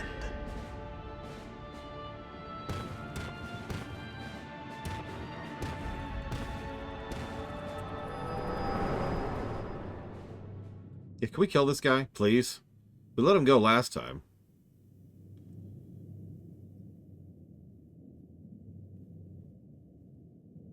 A messenger to Tuli Yolol has been dispatched.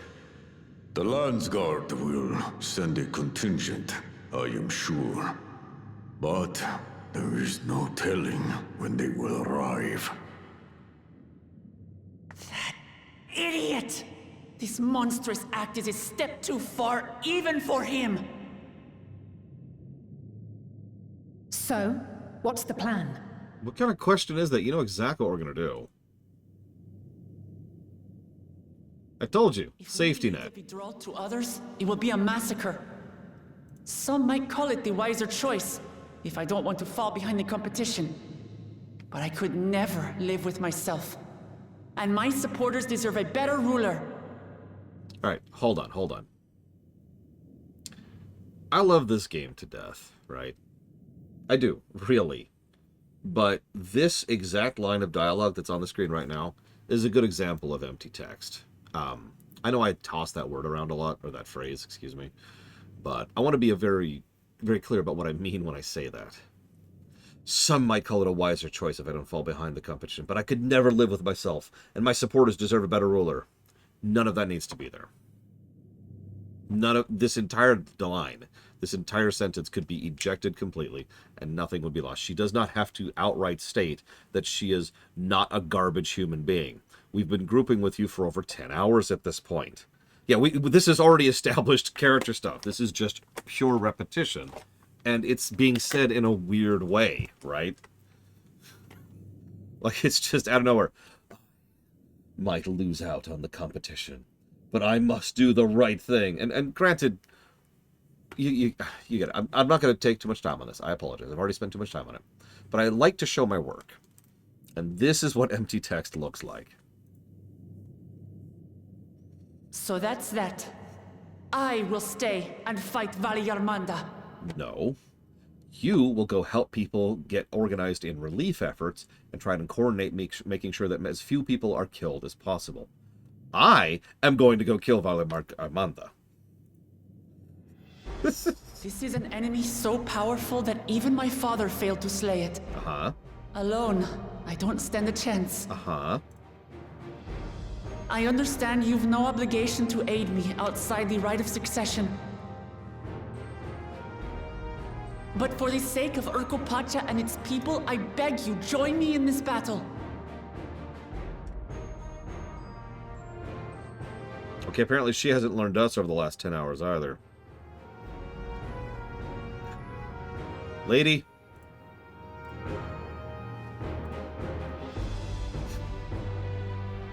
Come on. Sorry, I've got this thing called the Prime Directive. Yeah, meanwhile, I'm out there, like... Okay. You know what would make this scene work for me? Because I like to give alternative ideas. This would be silly, but this whole expansion's been kind of silly, right? Imagine if she's like... Remember when she looked down and she's like, I know you have no obligation to me, but will you please help me in this fight? And then she looks up and she looks vaguely surprised. The camera pans out. We're gone. And she's like, what? And she looks outside and we're running. We're already outside the door running with our weapon out. She's like, oh, okay, I'm coming.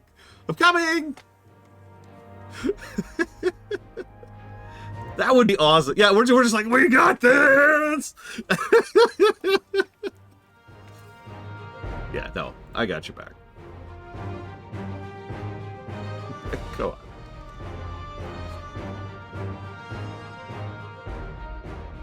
Far be it from us to abandon a dear comrade in her time of need. Dear comrades now, eh? Wait. It does have a comforting ring to it. One more thing to change it. This is way too meta, but I'd still do it just for fun. She looks up, she's like, huh? And as the camera pans over to her, you start up like the combat music, the boss music, but like in audio engineering, make it sound like it's a little bit distant, a little bit to one panning side. So in other words, the music sounds like it's a little bit distant, and as we're running out the door, have the music slowly fade. In other words, implying that there's just battle music following us around as we're running out the door.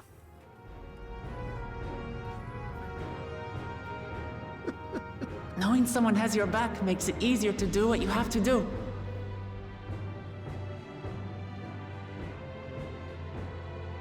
That's actually a good question, Matt Overlord.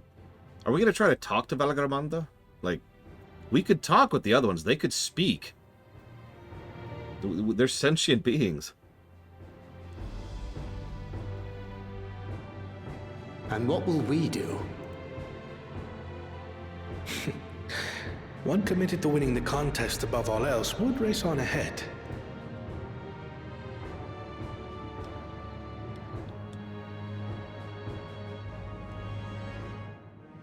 Chicken tenders, get ready to fry.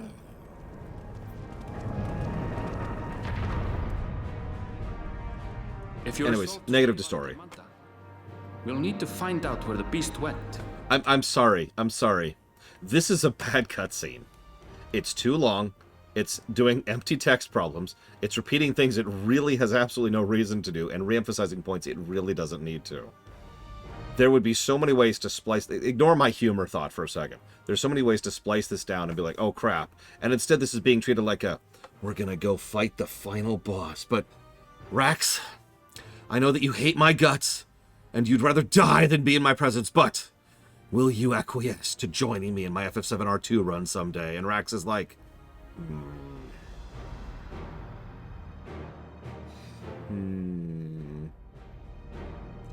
well, far be it from me to... Like, you get my point, right? Come on, guys. Let's just go. That's what we have you for, old friend.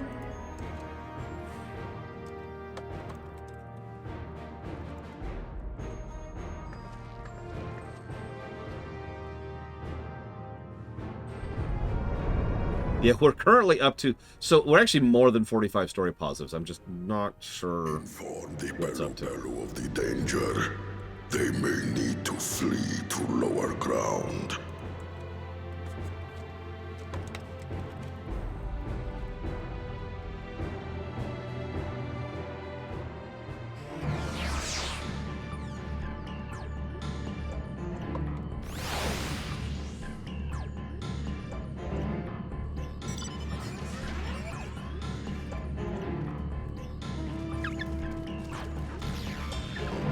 Oh, perfect. Thanks, Blade Chaval. Appreciate this. All right, can you just, like, hold it still? I guess if you've tamed it, I don't need to kill it. Okay, so yeah, Maverick wanted in. Sorry. Where's Maverick? I wish this was, like, alphabetize sometimes. And then someone whose name starts with an M and an apostrophe. Let's see if I can see an M and apostrophe. I mean, Dawntrail has been really solid so far. And that's why cutscenes like the one we just saw are just kind of throwing me. I thought I already got Lewis and Corp. Oh, no, right. I wasn't logged in yet. Serona is there. Way at the end. There it is. 6. I need 2 more. Well, I need 1 more.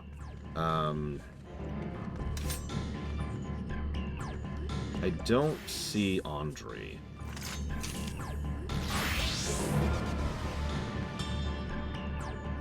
Oh, no, absolutely. But, I mean, I'm sorry. Part of the reason I leaned into the humor element...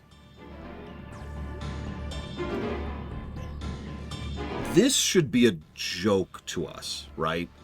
This fight we're about to do should be pathetic. Maybe pathetic is over-exaggerating, but you get the overall point, right? This is not the end of the world to us. Now, hang on. She obviously doesn't realize that. But this could be the moment, right? This could be how we convey... Rather than just having this cutscene be empty noise, this could be a cutscene whose purpose is to have her realize that we are a lot higher tier than she realized. Yeah, exactly, Andre. This could be the... Who are you people? We're Star Fox.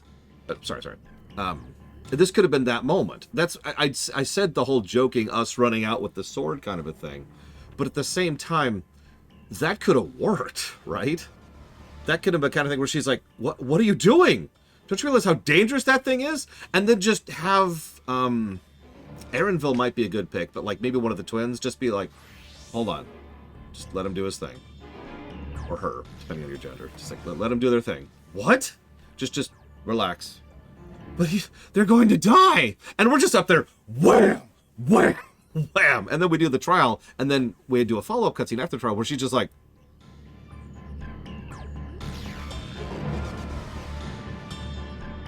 like, completely speechless. The great terror of the land that her father was incapable of defeating, and we just ran over him, right?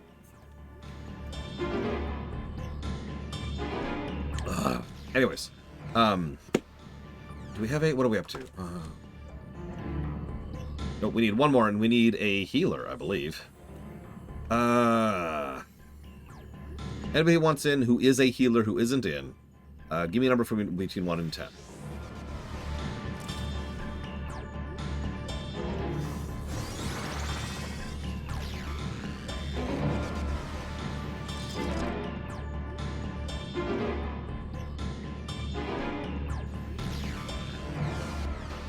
Yeah, admittedly, the only reason I don't like that is it essentially tells her to back off completely and let us handle it, which does kind of go contrary to the overall idea. And that bothers me because, like, from a real-life perspective, that's exactly how that should be. I know that sounds weird, but, like, let me try to use a really dumb comparison for a second. I want you to imagine Superman is taking care of a normal, non-superheroed teenager, right? And so obviously Soups is holding way back, right? But then, like, a train is about to run into the teenager. I don't think Soups would be like, all right, go see if you can stop the train. I think Soups would be like, hold up. Let me handle this. Wham! Right?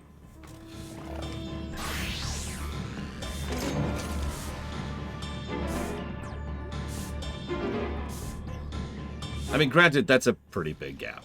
But I think my point is they keep talking up this Valagamanda so much. We lost someone. Why did we lost Blade Tawal, looks like. They keep talking of Valagamanda so much. This feels like a train, right? Metaphorically speaking. Yeah, if we want her to do her own thing, I'm fine with that. Like, for example, the fight we just did against the giant. Cool, no problems. That wasn't even a fight to the death. We were literally just chilling and hanging out. This thing is a terror that the best her father could do was seal. Anyways, I gotta re-invite Blade Tawal now. Where's the plate tomorrow? Oh god, there we go. Okay, so is that everyone? So it looks like the answer is going to be Equalitas. Yes, okay. So we'll get Equalitas in here. Yeah, babies don't deal with Zod. That's a good way to put that. Anyways.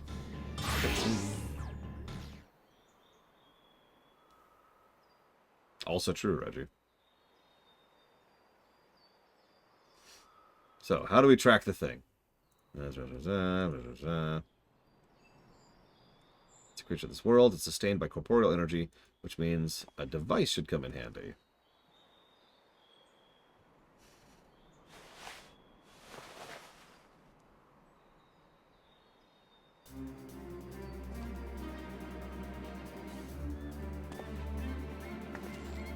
Now's not the time to be playing with toys.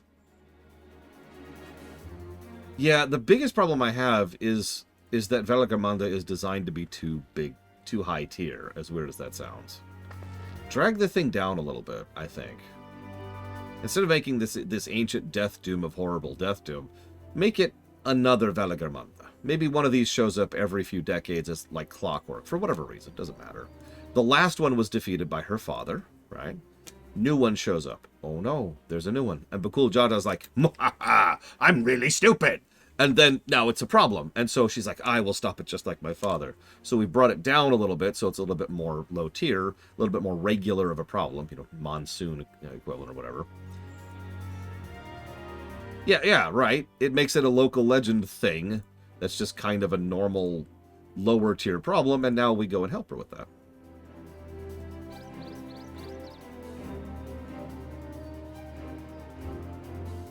I don't know, I'm just chewing out loud here. Because I do like the idea of this continuing to be her story.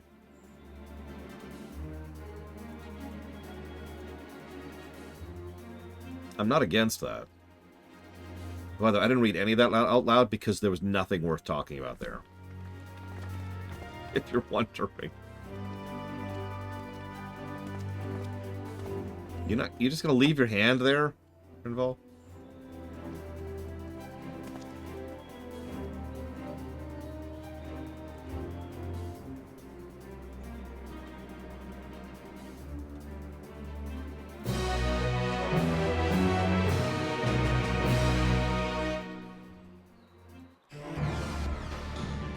Yeah, no, exactly, Blatival.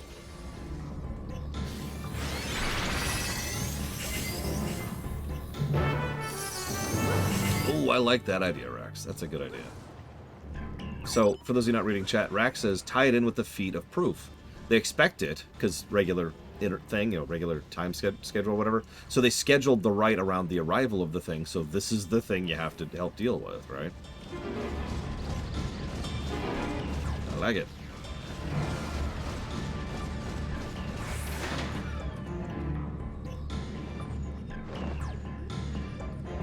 Yeah, thank you. I know for the 7,000th time.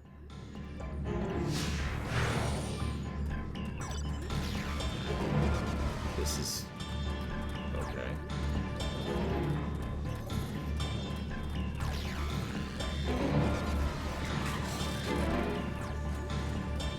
Oh, that's the thing. So yeah, let's merge those ideas. So it shows up regularly at X amount of time, and they use it for the rite, and we migrate the sucker, right? In other words, we're not trying to kill it.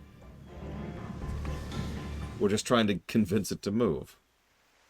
See, the thing I kept stumbling into is making it Jesus Christ, that's not... We found the fire aspect at Ether. Yep, yep, okay. But yeah, no, so... the problem I kept running into was... I was trying to figure out a way we could fight a boss with her that wouldn't be too big or too small, if that makes any sense. Too big, and it's too much for her. Too small, and why are we even there, right? But if the goal is to not kill it, as in the specific goal is to have it survive the encounter, that actually helps smooth that over a little bit. We know that our character knows how to hold back in lore, right? We know how to not kill people. Now, that came up recently.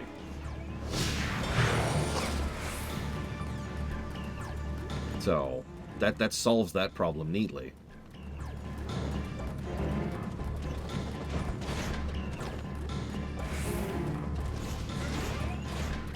Now that would be a fascinating quest.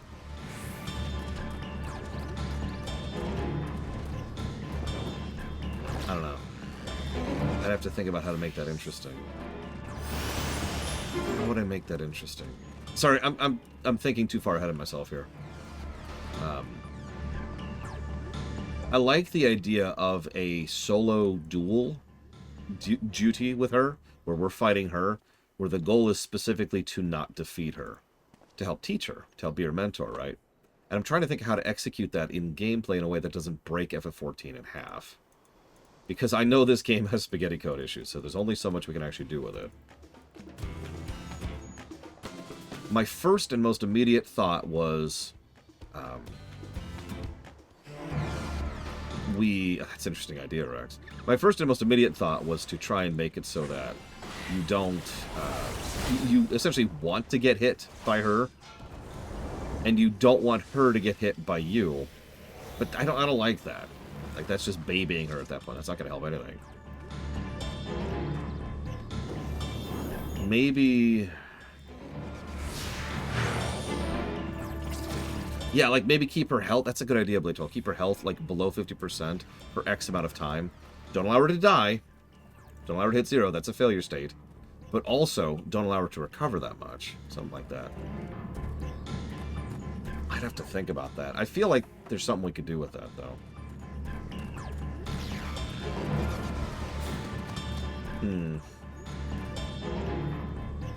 Oh my god, this is so padded. Look at this. Why is this quest?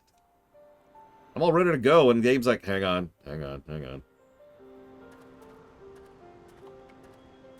This might be our first concrete gameplay negative. Yeah, exactly, Loeb.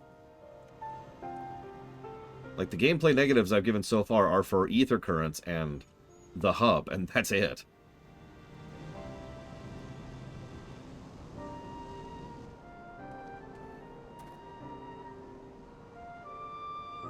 That's a weird thing, Blade 12, because maybe I'm just wrong.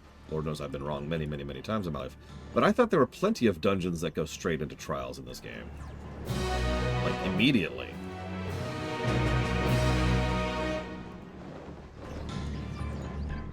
So, like, do that. Yeah, you know what? Yeah. Don Meg into Titania. Good example. Good example of what I'm talking about. It's way over here. Okay.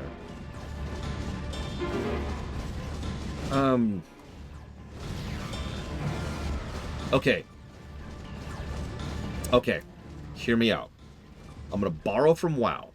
Now, I know we can't do this full tilt because WoW just doesn't have the under the hood problems FF14 does.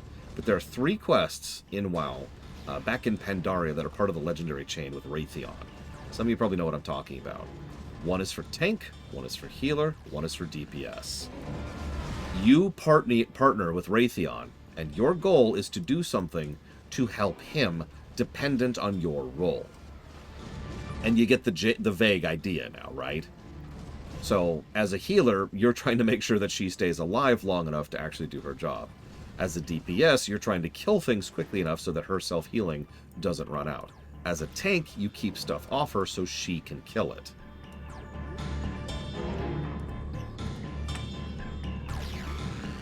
Now, the specifics, that's where we run into a bit of problems, but that sounds cool to me.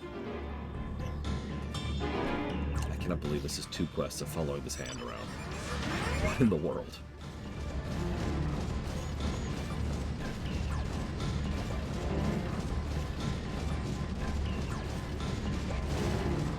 What do y'all think? What do y'all think? Because I want to re-stress that I am 100% down for the idea of us mentoring Wuklemat and building her up and helping her to become her own person.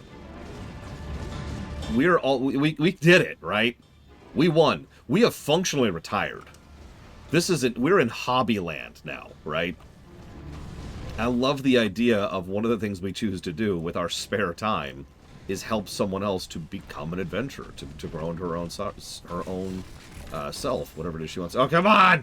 Come on! Okay, I made it. Yeah, screw you, Ledge! Yeah, it's for the record, I love those quests with Raytheon in WoW. They're also pretty hard, especially if you're undergeared when you're doing them.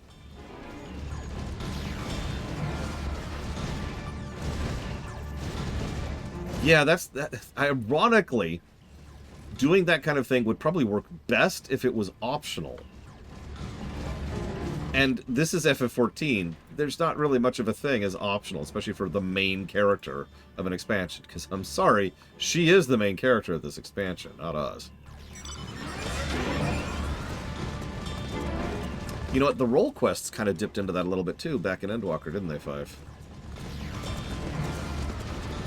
Yeah, bingo, Equalitas. Bingo.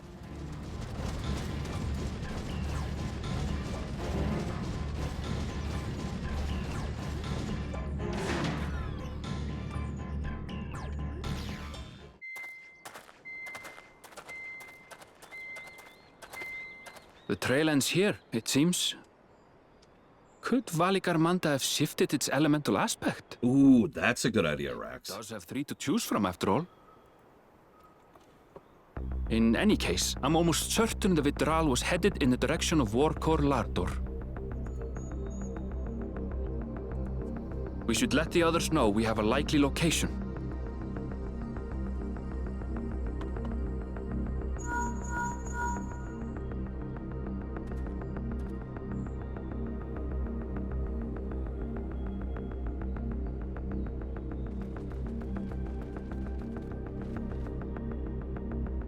Alphino is assisting the Yokhoi with their evacuation. He thought they could use a healing hand with the injured.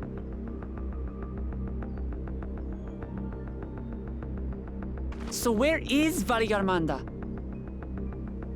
Warkor Lardor. Its stratified layers contain a wealth of crystals, said to be the source of its many-colored glow. After 80 years of imprisonment, the Vitral will be in dire need of sustenance. It would have been drawn to the mountain's energies. So Valigarmanda seeks to replenish its ether. Then we'd better not give it the chance. Stop! What?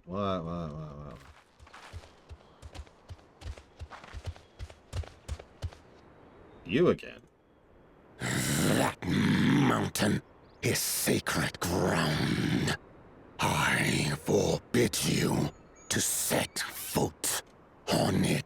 Who are you, and why do you have any authority to forbid me from anything? Sorry, It is not our intention to trespass. But you must understand, that's where Valigarmanda has gone. If we don't slay it now, it will slaughter countless innocents. Just like in the old days, I beg you, permit us to enter. Out of the question. Your band is incapable of defeating Valigarmanda. Either you seek to defile Warkor Lardor, or you are fools. Okay, in the interest of fairness, he probably has absolutely no idea how high tier we are. But like, dude... If you doubt their chances, how would you feel were we to join them? Oh my god. Isn't Valigarmanda getting stronger and stronger every second we're wasting her? The monument to Valigarmanda's defeat bears the names of 7 heroes.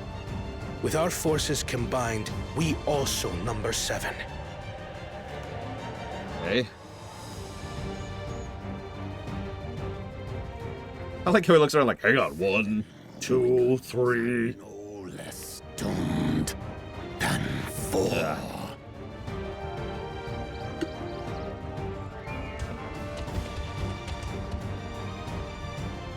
Zoralcha, you've come to help as well. No. He's the villain. Against my sound advice. While the rest of you were tussling with this sky ruin, we might have secured an insurmountable lead. A minor delay. It will not change the contest's outcome. I would take the measure of this Tural withdrawal my father was unable to kill. Wow. Unfortunately, he is evil intelligent as opposed to evil stupid. With both my brothers here, this battle is all but won. Your celebration is premature. I never said I would let you pass. How do you imagine to stop us? Brother, no! We do not bear arms against our own people! What an odd thing to say. As I recall, the inhabitants of Chir Wagur Sultan do not consider themselves members of the Tuli-Yolal nation. No, no, exactly. Look, he is intelligent evil. Like I said, he's smart Sith as opposed to stupid Sith. I'd hardly call them our own people. Yep. That's, For those of you who understand this reference, to that statement that Surreal Jaw just said, I say this. Where is our home? Now, for those of you not aware of the reference, the answer to that question is Azeroth. What does that matter? Members or not, everyone in Tural is part of our dream for peace. If you would hurt them, then you'll have to go through me.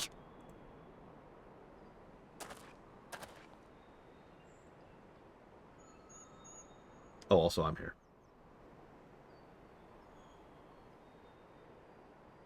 She saved me from the mountain bird. Now, then, the same eyes. Eyes of stone. Words of stone.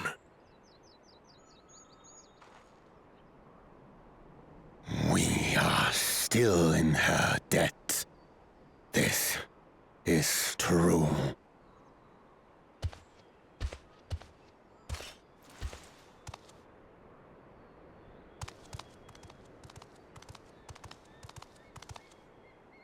Consider the debt repaid. But do not misunderstand. We do not submit to Tuli-Yolan rule. Aye, you've made your point. We can talk more once the contest is over.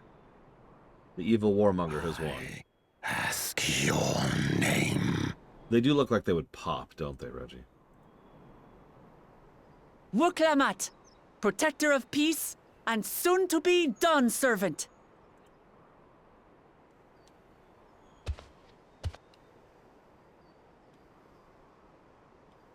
Meanwhile, Valgarmanda's back there. Just all buffeting out there. People with wildly different ideals can find understanding through earnest discussion. I believe that, wholeheartedly. This could have been an email.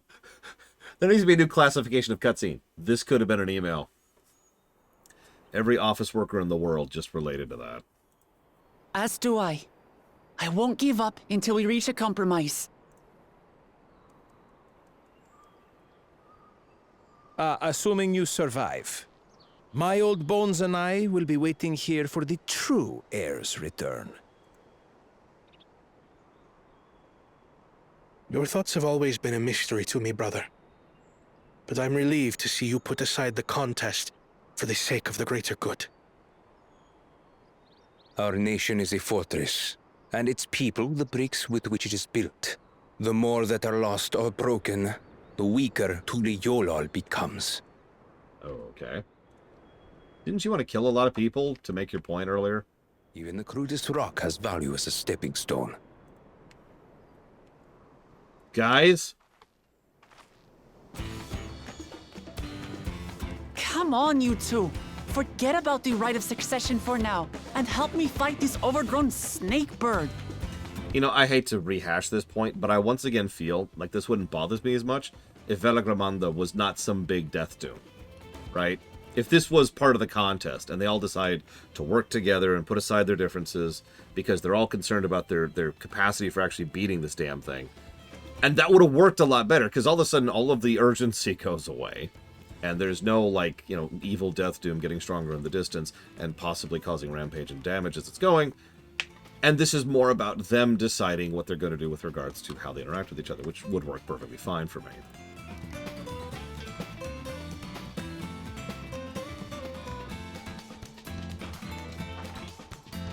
I don't care how strong the Sky Ruin may be. We're going to put this menace down for good.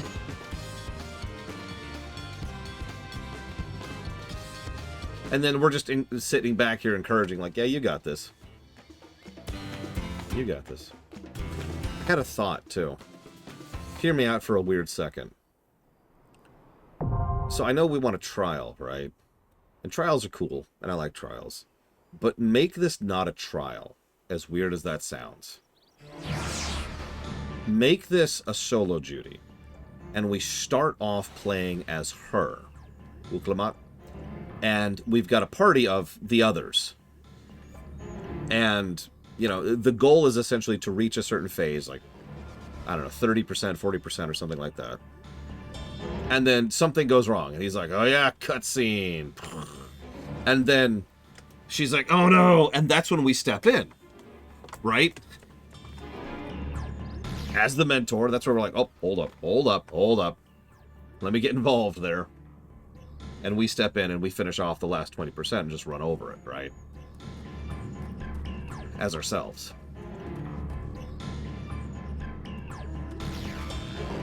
Actually, yeah. Gimlet. Good example of that. What? Oh, trial. Yep. Hold out till we get there. Hell, they've even done this narratively back in Shadowbringers, although that wasn't a gameplay thing. I do like that Blade 12. That is cool. Let's do it.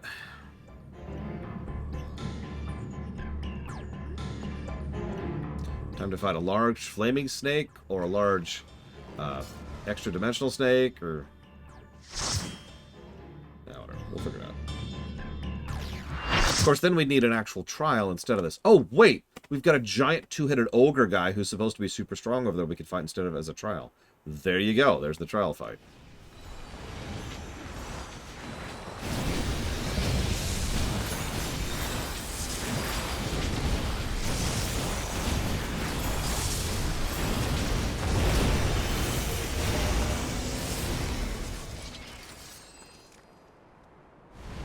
I like the weapon.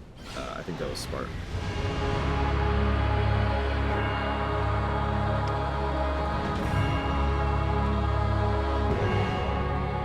Is that me or is that Twitch? Nope, that's Twitch. That sucks.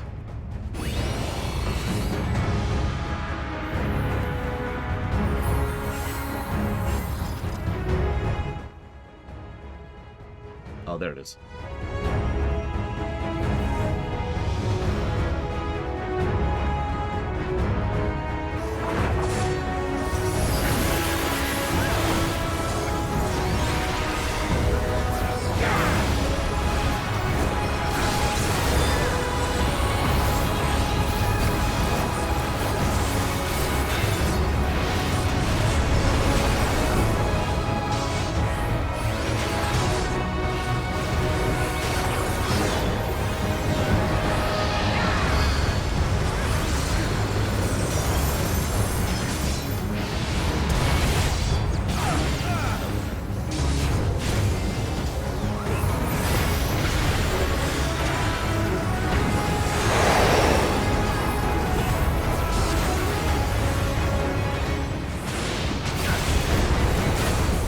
I like this song. There's only really 3 songs I haven't liked so far. They're just the ones I've heard the most.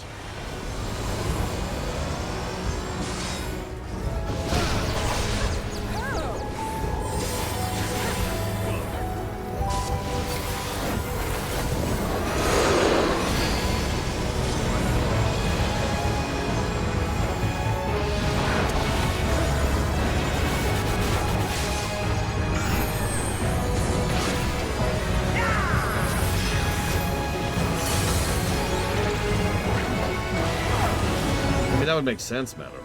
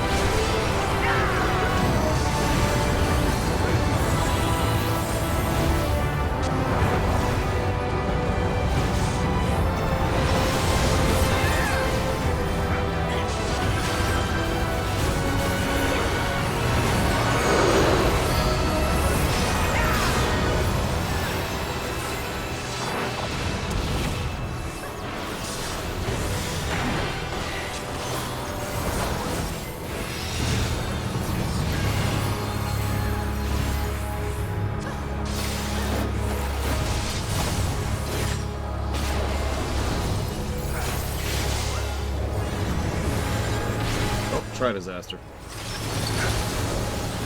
Oh, no, that was normal disaster. Come on, where's my Tri-Disaster? Know you want to.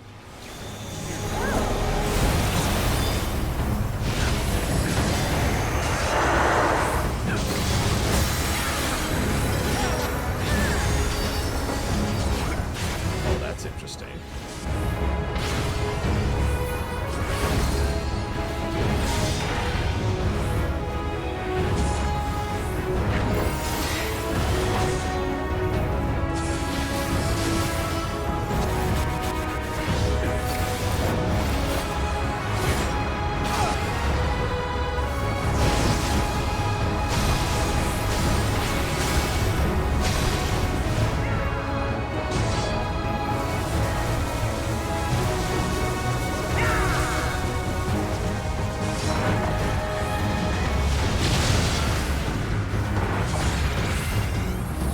Zero.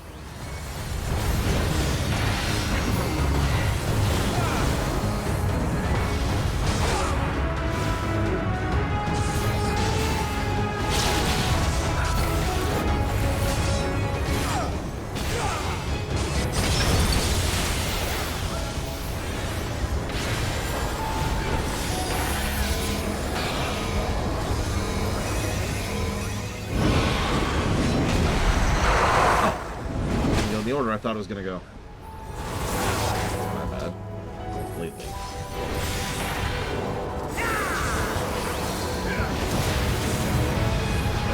Oh, here we go.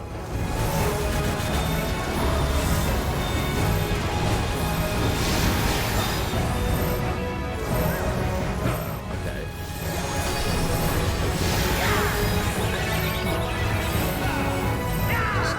Still being a thing.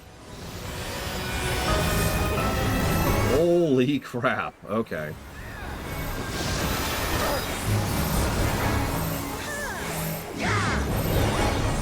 Oh, god damn it. I wonder it was being weird.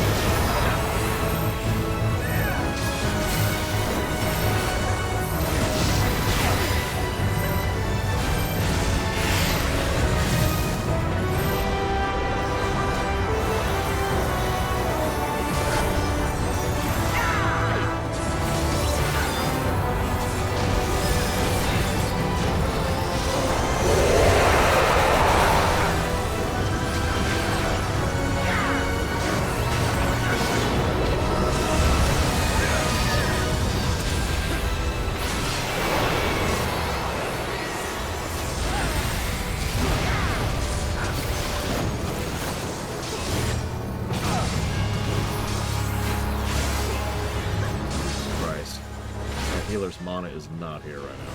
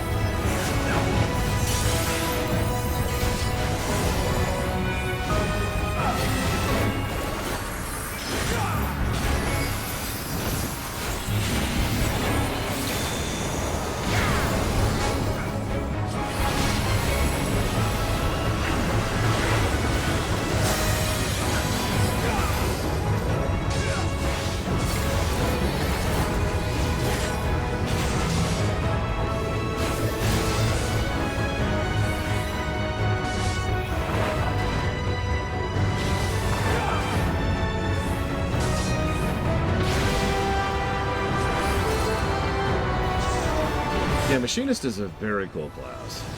I mean, a lot of classes are cool at this point. Machinist is no exception.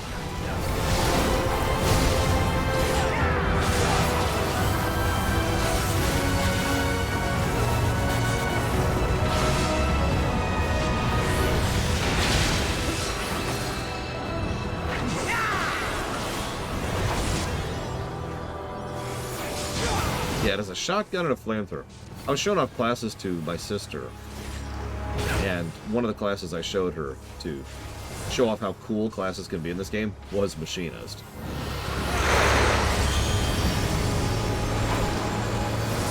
Just pure cool factor, right? Whoops, that's bad. I mean, drill. You know what I mean? Just drill.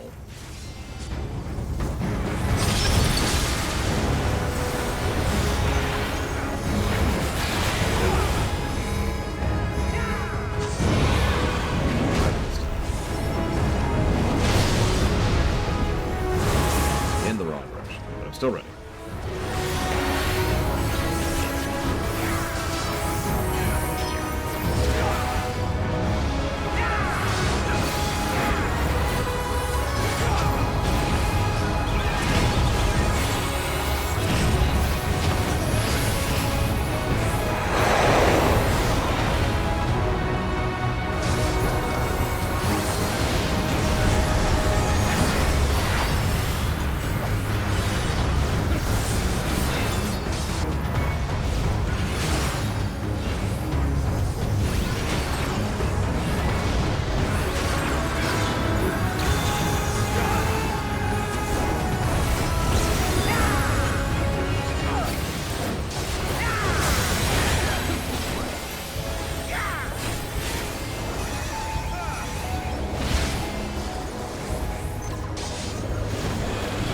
If it makes you kill an Ember Spartan, I might as well not even be here.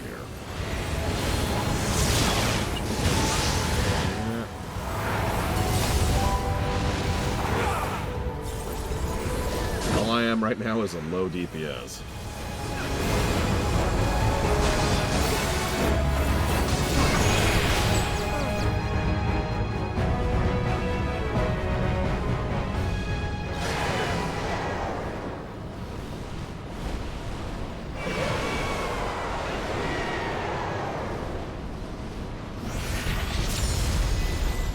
Redistribute that ether, damn it.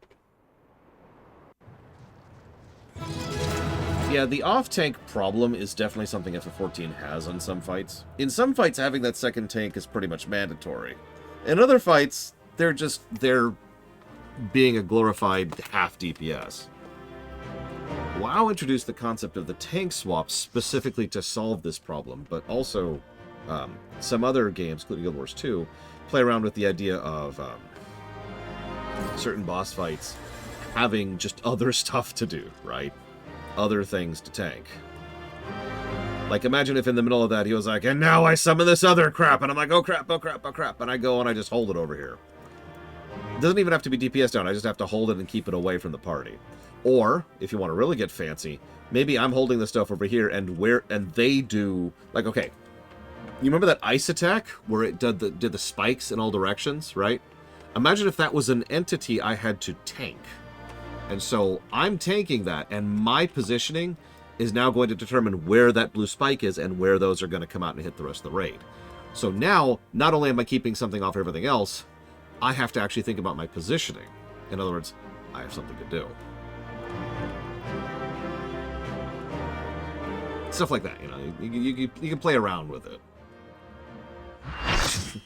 Actually, yeah, Ramu, Eden.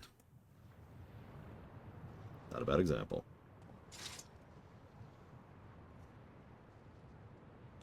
Well, that was fun. We did it. We slew Vali Yarmanda. Yes, we did. A feat that even the great Gulul Chacha couldn't manage.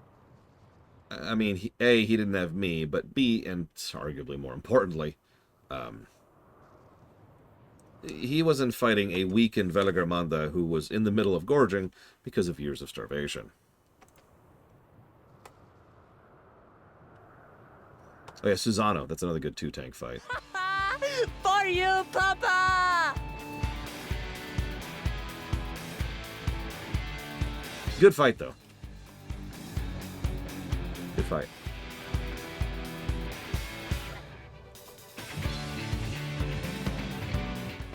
There's no denying it was an impressive achievement, but I wouldn't be so quick to claim we've outdone Father. The Vidral was weakened by decades of imprisonment. Had we faced it in its prime, we wouldn't have fared a fraction as well. How can you say that? 80 years couldn't have made that much of a difference. Could it?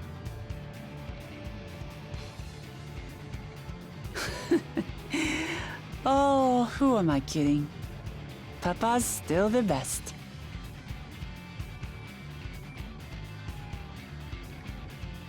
Just keep working on it.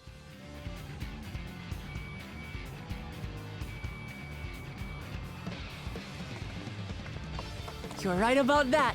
Just need a few more battles like this one under my belt.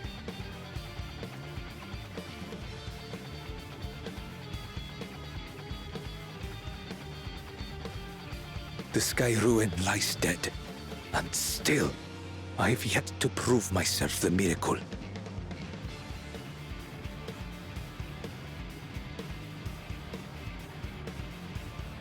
Well, I suppose we should head back and join Erenville. We did leave him with only Sarelja for company.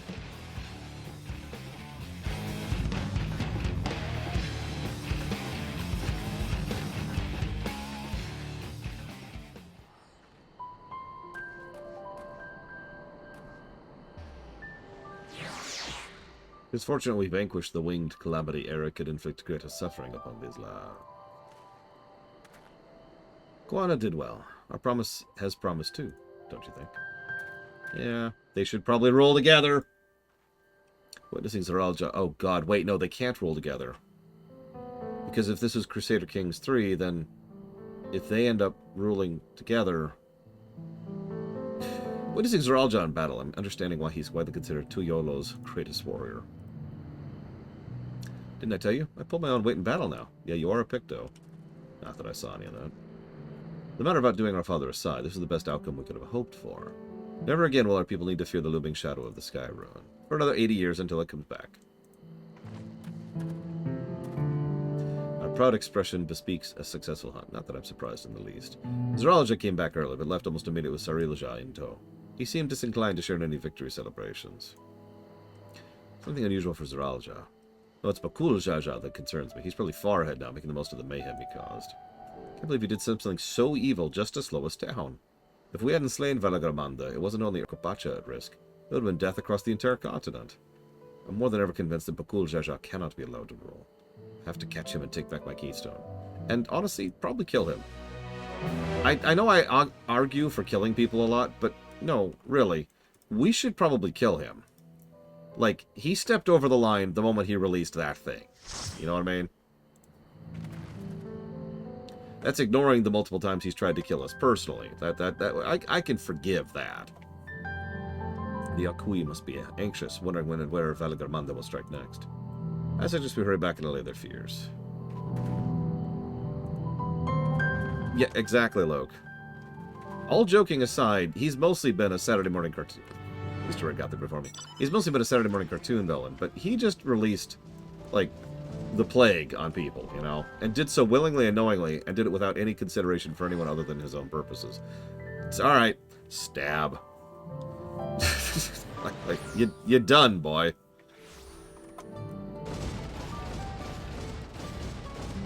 I could see that a little bit. Like, scheming Vizier is called that for a reason. Yeah, you know what? Yeah, good way to put that. He just tried to release Deathwing, for Christ's sakes. I see Master Alphino hath made good use of time to further tend the wounded. While we were contending with that screeching menace, I expect Bakul Jaja was off to the next feat. Amidst the chaos of the Sky Ruins awakening, I frankly still have the feat of ice to complete. Welcome back. Not for a moment did I doubt you returned safe and sound. I expected we'd be asked to track many things during the course of our journey, but Valgarmanda was not among them. Yeah, actually, Matt Overload's correct. What he just did is literally a terroristic threat. That is actually an act of terror.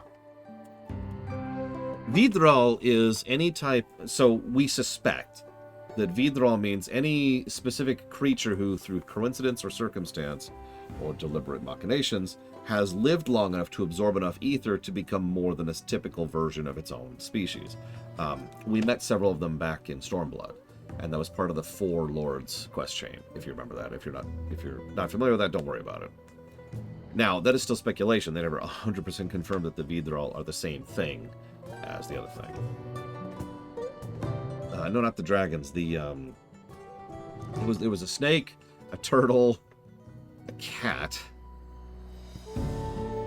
and a phoenix. The auspices, thank you. I knew there was another term for them. So, scaling a mountain, fighting an elector, battling a legendary monstrosity. Yeah, I'm a little tired. Why? That was a good wake-up, warm up.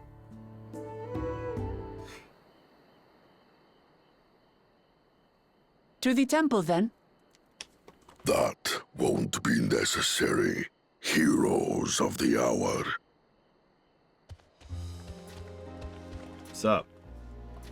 Valgarmanda is no more. Yours is a victory worthy of song. We had plans for a second feat to be conducted here in town. But the recklessness of your fellow claimant has rendered them pointless. A second feat? The feat of ice. You are to fortify Valgarmanda's prison.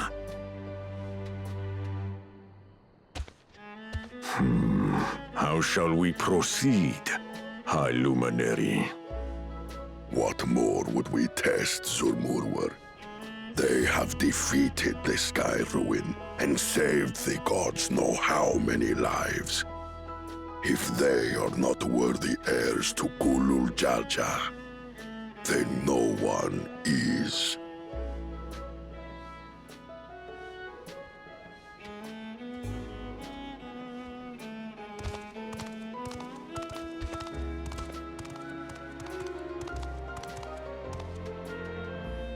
Now that our last claimant has arrived, we can proceed with the formalities. For the skill and bravery the three of you have shown, I award you each a second keystone.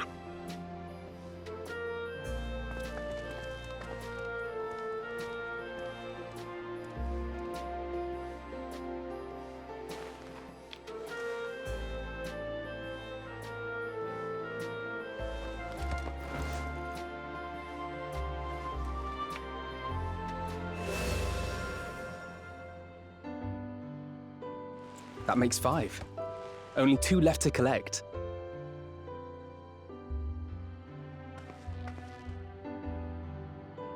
Except that one of those 5 is in Bakul Jaja's thieving hands. He will answer for that. And for losing Valgarmanda. You have brought lasting tranquility to our home and earned the gratitude of every Yokhui. May glory and prosperity continue to bless Tuliolol as we enter this new age.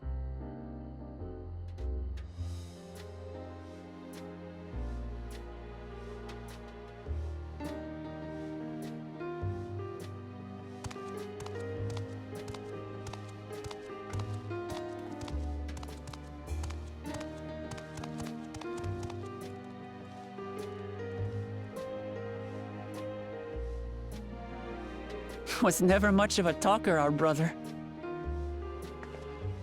If you're up for it, you should visit the capital. I'd like everyone to get to know you and your people better. Ha! I'll consider it. If it's one of you two who claims the throne. Then you need only await a missive from Sunperch. I'll be sending out invitations.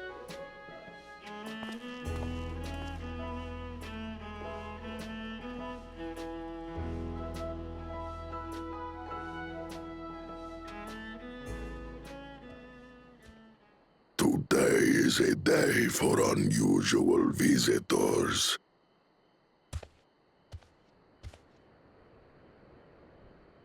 You woke Lamat, was it not?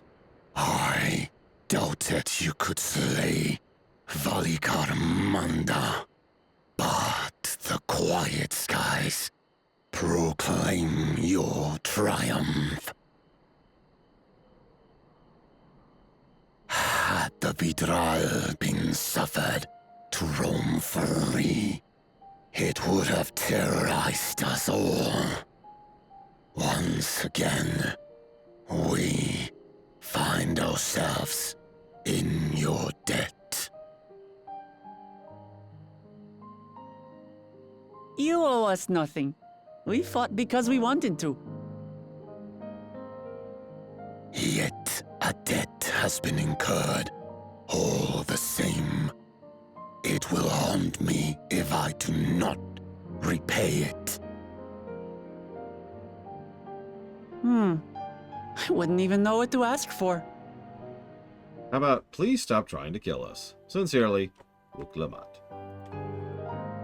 Perhaps he can tell us about the dreams of the Golden City. Oh, good idea! That was on my list of questions I wanted to ask. You have a list?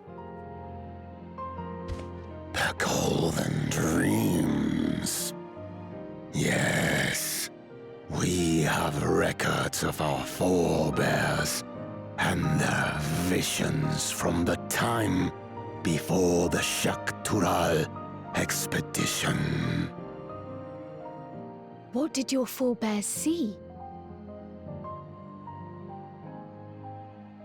A heavenly land, suffused with a golden glow. Its people lived as gods, never aging, never dying, free from hardship and conflict. Every building was a palace, and in their midst reigned a silent goddess, a statue so tall even my kin would need lift their gaze to behold its visage. And yeah, just to point it out, yeah, I totally caught that. That sounds extremely familiar. Also, target acquired. We've got gods and a goddess to go after. Let's do it! A statue of a goddess. That's new. Aye, and compared to the abstract imagery we'd previously heard, this was a detailed description. The dreamers were consumed by their visions, compelled to seek out the paradise they'd been shown. They journeyed to Shaktural, where they died in droves. Those who go in search of the Golden City do not return. The tales Book Evu shared may have been rooted in historical fact. Perhaps. Who can know the truth of it? Once our ancestors left the forest, there were no more dreams, no dreamers. The forest? What do you mean? From the very first, the visions were set to visit only those who worked the quarries in Yaktel. But after they were ravaged by disease and saw fewer newborns. They were forced to abandon that territory. Once our people's withdrawal to Urkopacha was complete, we never again dreamed of the Golden City. So only Yokhui in that one specific area experienced the visions. Fascinating. Well, we're headed to Yaktel next. Maybe we'll find out more when we get there.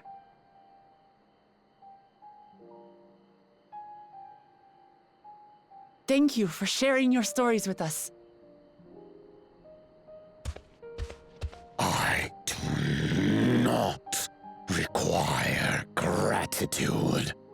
I merely repaid a debt. Farewell, Wook Lamat. I do not think our paths will cross again. Thank God.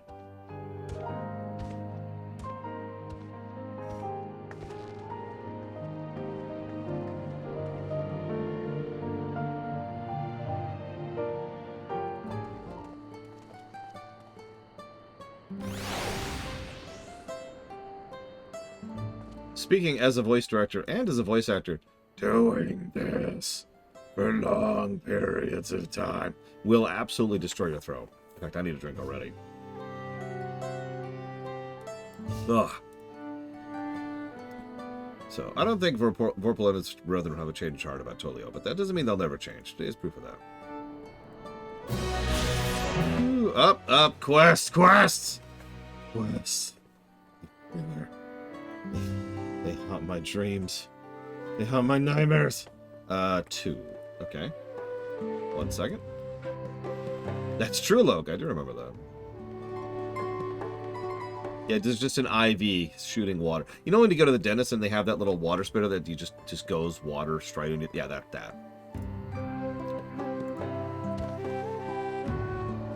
Oh, sorry.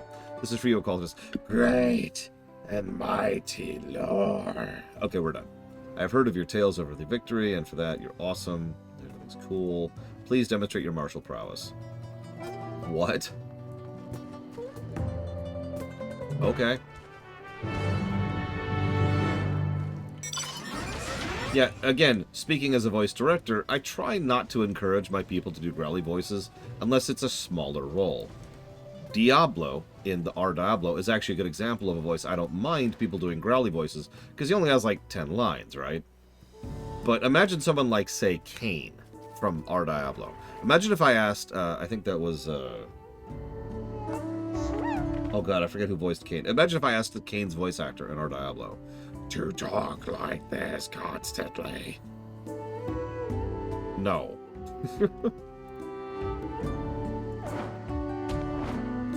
Hail, visitor. Care to partake in our customary rituals?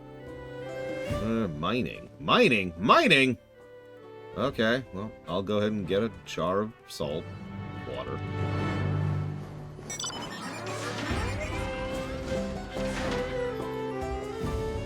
Come on, let me get this. There we go.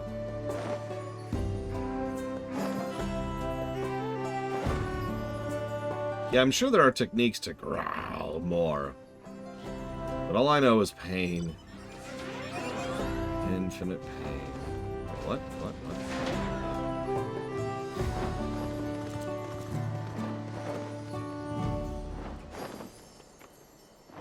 strange.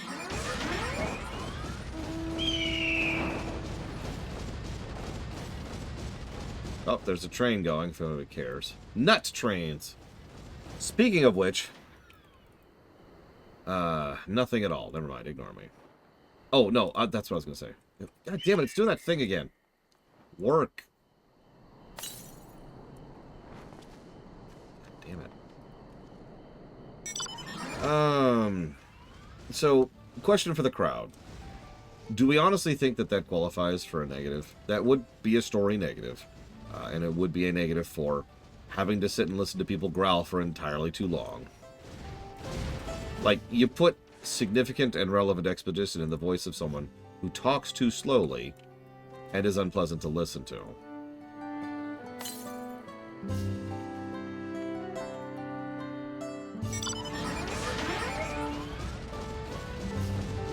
And yeah, of all sections, that's the one that's voiced.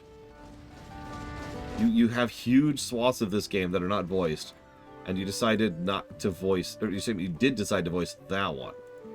I get it, it's an important scene, but for real, dude. And I know what you're thinking, but Lore, you're dumb. And that's true. But I guess my overall point is, it's sort of their decision to make the giant talk like that. Like, nothing in the universe is telling them, the giants have to talk like this.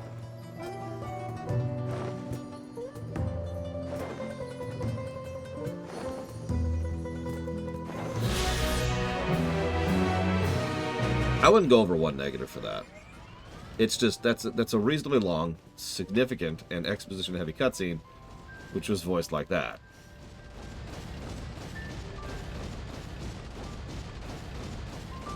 I'm mostly ambivalent, but I could see the negative there. Which voice do I like most in FF14? Total? Ever? Real talk, All Chiffon is way up there for me. No joke. Also Amaric and Grahatia. But, and you notice you notice who it is because I haven't actually said him yet. I have to give credit to Emmett Selk.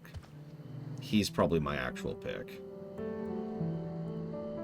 I mean, come on.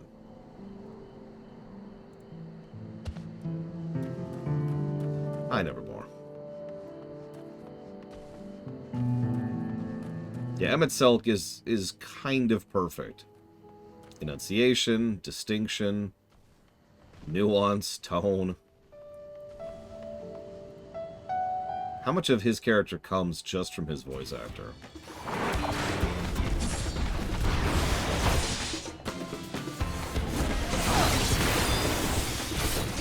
I have lived 1,000 of your lives.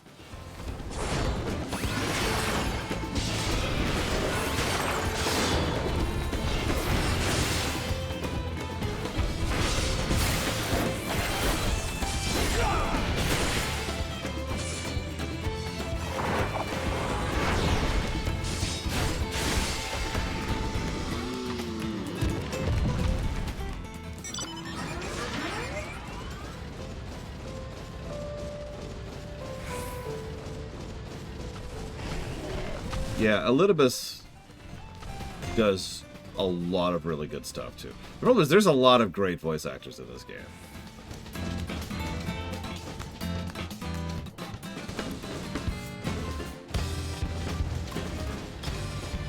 Picking a favorite is kind of difficult. Yeah, also Ardbert, by the way.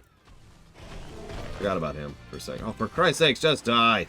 Just die. You don't deserve to exist. You don't deserve to exist.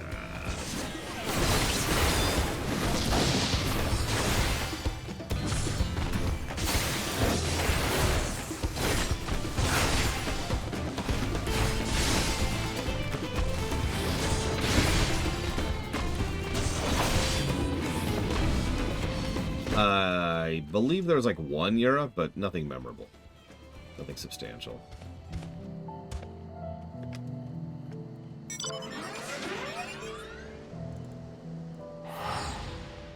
Yeah, Flemeth has done a lot of voices over the years. The actress who plays her, I should say.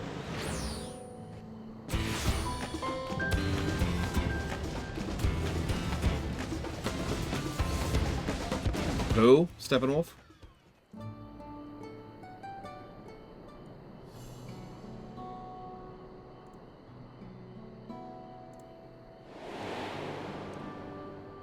She does have very big boobs, Yura. I would have aided in the feat of ice had Skyru not rendered her plans meaningless. You see, it is the duty of the Temple Guardians to drive off the dangerous creatures drawn to Velagarmanda's energies. No kidding, Rax. And the best part is, it basically was a feat of luck, too. I mean, I'm not saying there wasn't talent involved, but they really did manage to successfully find a damned good studio. At times it was all we could do to shield the frozen Vidra from swarms upon swarms of beasts. But now Velagarmanda has been laid low, and we Guardians have nothing left to guard. Have you noticed that that vaguely British voice acting style has just kind of become their hallmark? I've seen some people complain about that.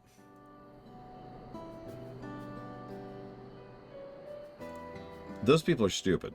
No, it's added branding to Square.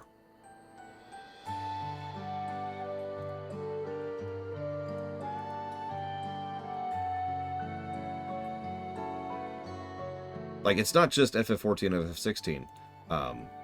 You hear a lot of these same voice actors do a lot of the side games that Square has been doing for the last several years. And yeah, there needs to be a Square Enix flavor, for lack of a better way to put that, right? There needs to be something that is distinctly them. There we go. Something that kind of differentiates them from the other JRPG studios, of which there are several. And having that studio, and having that kind of, again, vaguely British flavor to their English localization has absolutely added to that. It's something I've talked about many, many, many times. You want to be able to distinguish your work from other works that are similar. Yeah, I was going to say, remember what Nintendo did with the Xenoblade series? The voice acting crew of the Xenoblades is very distinct. And very accented, and in a way that most people are shocked by when they play it for the first time, and they're like, whoa, what is this? Do I include this game when I think of my favorite FF games? So, actually, no, but not because I don't like this game. See you around, Ross. Have fun. It's purely because of the fact that, in my head, this isn't an FF game, but not in a bad way. It's more because of the fact that this is an MMO, and in my head, MMOs are just all the way over there in a completely different category. It's a whole other mind state for me. So, do I consider this one of my favorite MMOs? Yeah, absolutely. But I don't really think of this as an FF game. If I'm being honest, when I think of an FF game, I think of FF 1 through 12, or slightly more accurately, 4 through 12, and 16. Okay. Let's do this. Oh, this is definitely a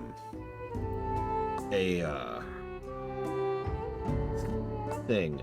This is definitely I'm trying to think how best to put that into terms, because calling this no, I agree with you, Andre. You'll notice I skipped from 12 to 16 there. An FF theme park. It's not a bad way to put it. Someone mentioned in chat that they kind of wish they would stop rehashing FF stuff. I'm not 100% sure I agree, but at the same time, I would be remiss if I didn't mention that a lot of my favorite stuff is the FF14 specific stuff, right? The FF3 stuff, okay, that was cool. The FF6 stuff was there. Then we had the FF4 stuff. I actually liked the FF4 stuff a lot, but the FF4 stuff was very 14 stuff, right? You know, it was very in the flavor of 14. It just happened to carry forward some ideas, concepts, names, visuals, etc. from 4.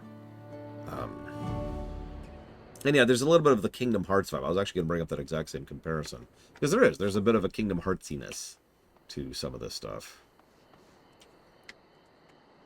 I can fly. Woo.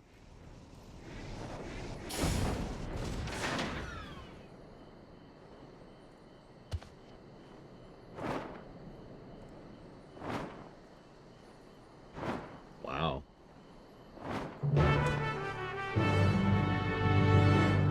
They're taxing salt up here. That's an interesting question. For those of you in chat, how would you feel if FF17 took place in FF14? That it was part of... oh god, I can't think of the name of the planet. It was part of this planet's story. Traditional jerky? You have my attention. We need meat to go get jerky. You Theorist, that's it, thank you.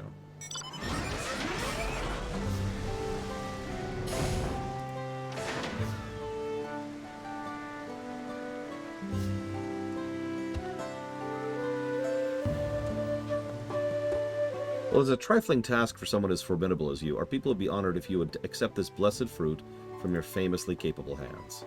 Please take this and pass it on to the good people of Orlar's Echo. Aww.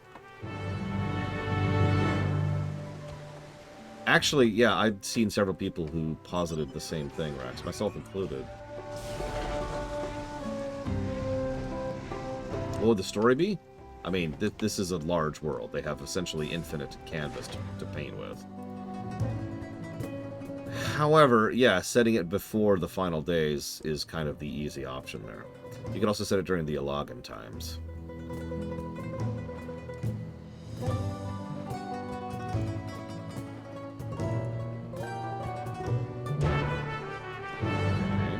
Bloodsucker. I can deal with that. And yeah, it could just be a shard. Like, that works perfectly well. We've got how many shards we haven't even touched yet? You want me to get you a larva for medicine? Ew.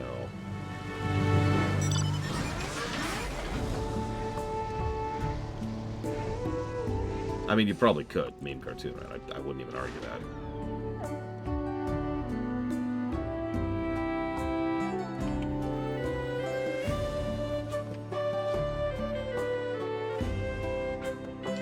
Tacos carne asada.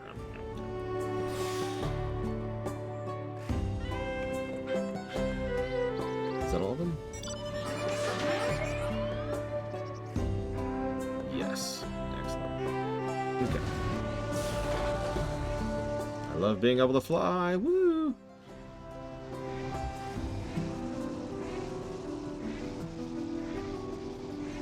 Yeah, no. That is right. It is 4. There are 4 we haven't really touched yet.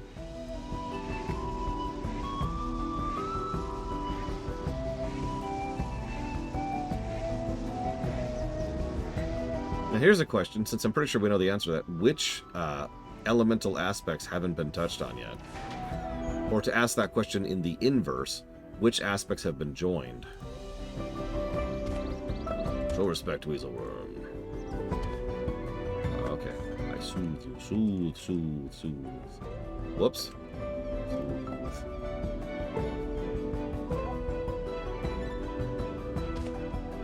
Who is puny outsider? Little one will not interfere. First I rip this one in half. Please, no, not in half. How can I get him to listen to reason?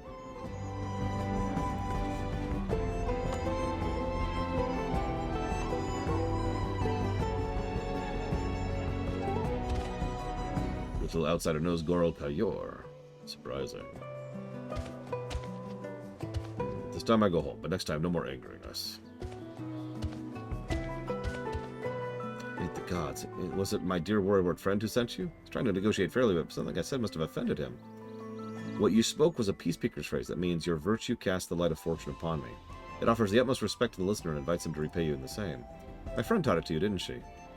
Would that I had such unwavering courage. Well, you don't, so get out of here.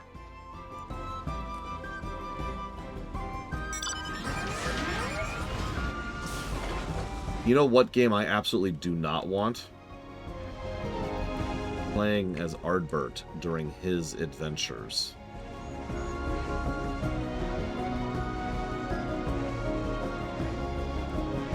I don't think I can deal with that. Like, I honestly don't think I could even play that. Like, even starting off, I'd just be like, oh my god! Oh my god! No!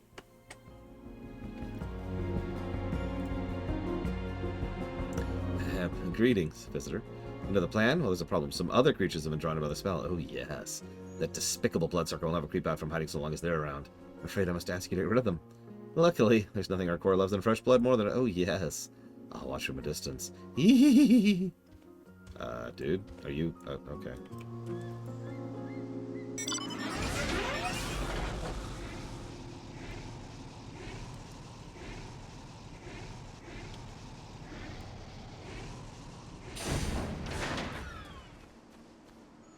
Let's see if I can remember how to play Red Mage completely by myself.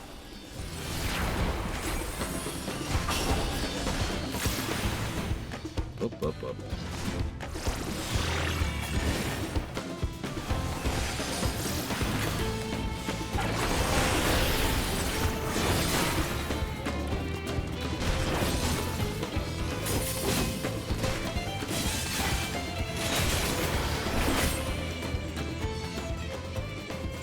That's true, Yada.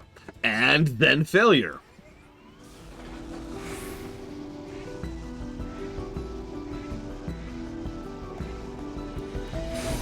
Eternal, hopeless failure.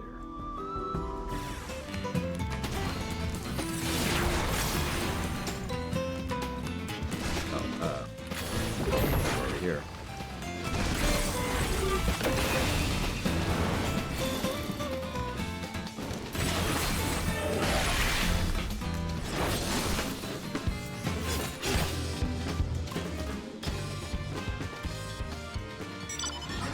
You know what line just lives rent-free in my head? We did everything right.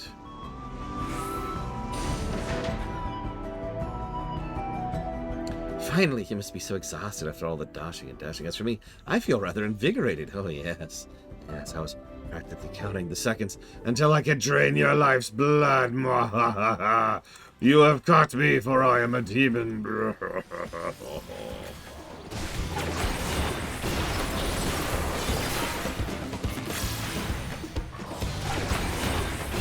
Again, Arbert's voice actor was really, really good.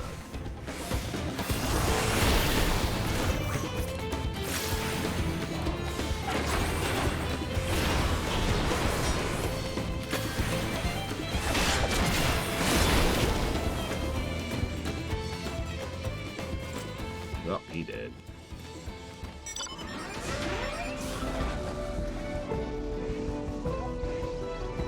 Yeah, that guy was the Ben Starr of FF14. While I'm here, this is gonna bother me if I don't do this. Sorry, just give me a second. Tonight we'll be having calm skies and kind of cloudy skies, actually. Windy skies, apparently, is what the weather is set to be like today. Nice balmy 38.47 degrees. On the right, you'll see the largest McDonald's in the world. On the left, you'll see thousands of people desperately rioting against the oppressive government. It is also Taco Tuesday, for anybody concerned about that. Thank you for flying with Magitech Airlines.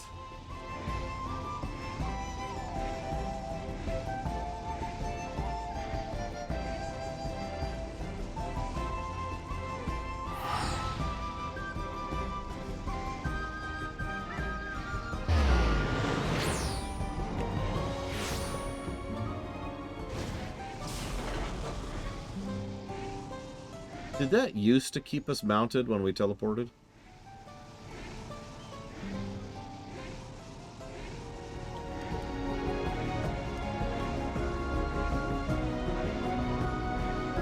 Yeah, as I say, that feels new. New-ish, at least. I'm battling like 10 years of memories here, so you gotta work with me. Hell, I remember playing this game in RRR at launch. You think I complain about this game as is? No. It was so much worse back then.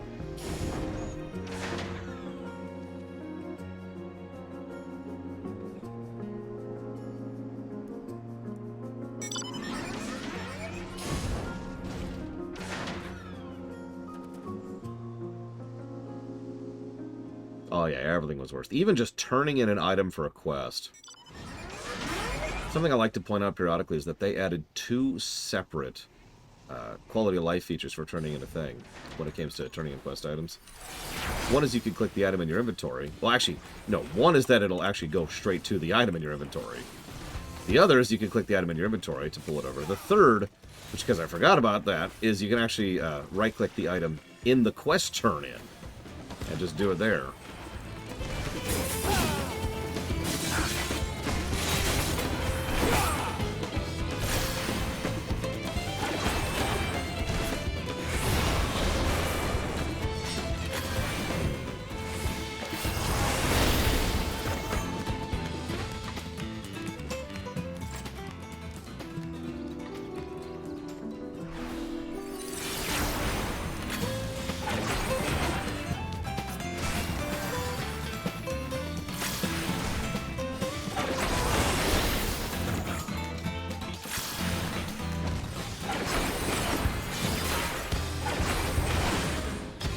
When did Red Mage come out? Actually a good question.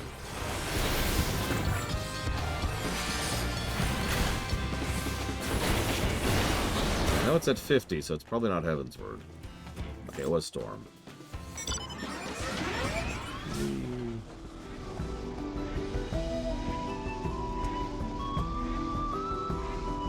Oh, so I realized, and this is my own fault again, but I realized that Pictomancer was just not going to level quickly enough, and I do still need a caster for the roll quest.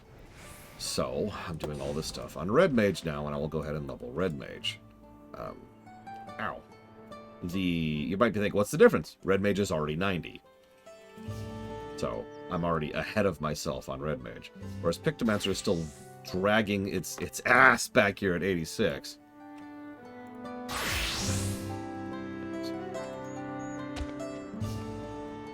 I do like hating myself. There, I got you some. Yeah, you see what I just did here? Watch this. So there's the what I just did, which is my personal favorite way. You also notice it opened up my inventory immediately and highlights the item I want to turn in. And I can also mouse over here and do it like that. So that's 1, 2, 3 quality of life features to make handing over so much better than it used to be. Used to be pull up your inventory manually. Good luck finding the item you're looking for, especially when you're turning in a bunch of stuff at once. And then manually click and drag it over to the thing. And make sure you drag it to the right slot. And I know that sounds like a minor complaint, but no, that was an irritant. Yes, I am the one who destroyed Velagrima. And a few other people helped. Someone named US Incorp, I think? I don't know.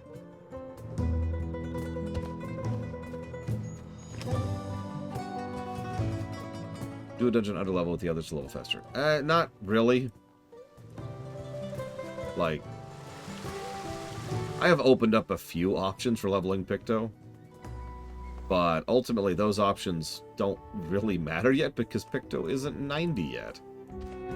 Ironically, the new options I've done in order to level quicker have actually are going to make leveling Red Mage quicker. Because Red Mage is already 90. Eureka Orthos. I don't hate myself that much.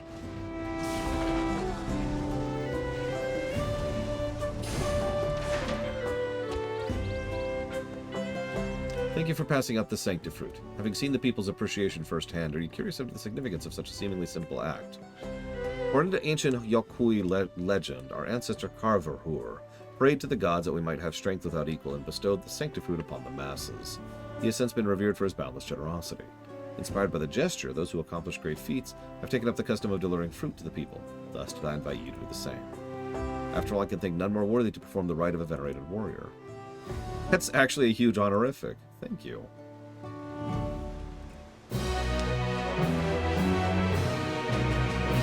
That's kind of cool. Right there.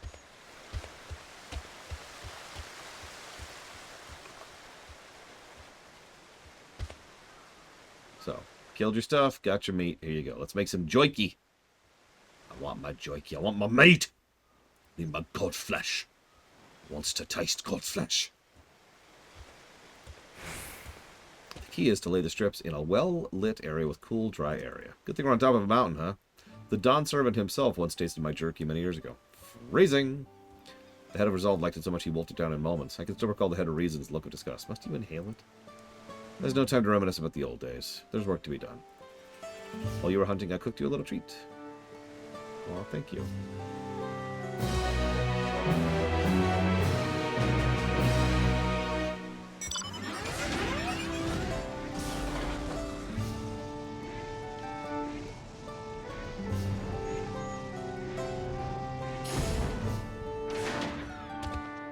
No idea how relieved I am to see you. My friend told me everything that happened.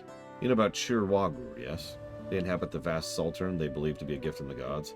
Rather than share this gift with others, they bully the weak and vulnerable, and among us into paying for it at obscene prices. Oh my god, that was a weird sentence to work through.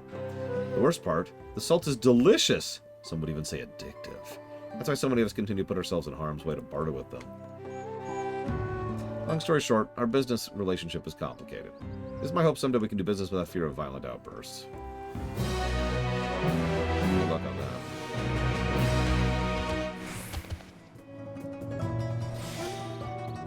Yep, they're selling cocaine salt. It's just salt.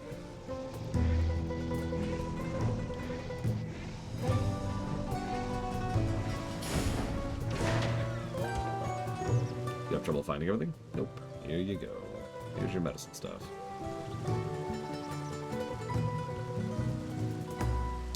I am in your debt, outsider. Likewise, my kin will rest easy knowing the medicine supply has been replenished. When Velagamanda escaped its prison of ice, I confessed I feared our doom to be imminent.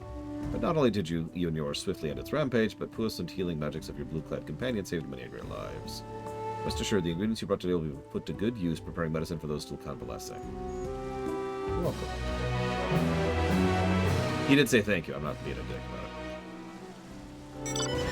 It's just salt. I just feel so good when I sniff it. I just need to sniff it more. Oh no. Dare I ask, Blade Taval? The bloodsucker was disguised as my comrade all along? Surely that cannot be. Give me, I don't know what to say. If the fiend was possessed of such an alarming ability, I should think that someone would have made mention of it before now. Years ago, the head of reason once speculated the beasts we call bloodsuckers are in fact a void scent. Others have suggested they might be invaders from distant stars. I've heard many theories over the years, but maybe I was unwise to shrug them off as I have. In any case, the threat is no more. I must go find my missing comrade. Yeah, he's probably dead. I hate to break this to you. He's dead. Excuse me, I'm going to have some toast. This is really good toast. I need some salt for it. Oh, yeah, there we go. Salted toast. It sounds so terrible. Alright, let's do the regional. Let's get this in here. Well, Metlor, I'm honored you have returned to speak with me again. Would you tell me more of your life as an adventurer? I help people. That's what I do. So you travel far and wide, aiding others in myriad ways, and so earn your keep. I know someone who might have benefit from such assistance, a craftsman in urgent need of a particular material. The sites replete with this resource are overrun with fiery fiends, and those ill-equipped to defend themselves dare not brave them. Surely even I could be of some use in that regard. How would a true adventurer present themselves to a potential client? I must request a demonstration, provided you're willing and able. Sure. I am much obliged. The craftsman of whom I speak plies his trade to the southwest of our village. Let us pray he'll be amenable to an arrangement.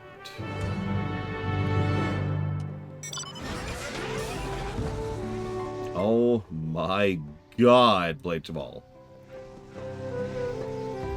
That sounds terrible. I've decided not to play FF11. Ever.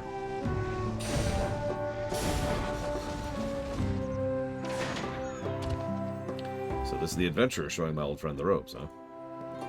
If you're willing to fetch me materials, I'd be more than happy to pay for them. What I need is Narior Obsidian. The more, the better. To be clear, this is my trial to undertake. You need only point me in the right direction. I should do the rest. Once you're ready to proceed, meet me at Narior Gorna.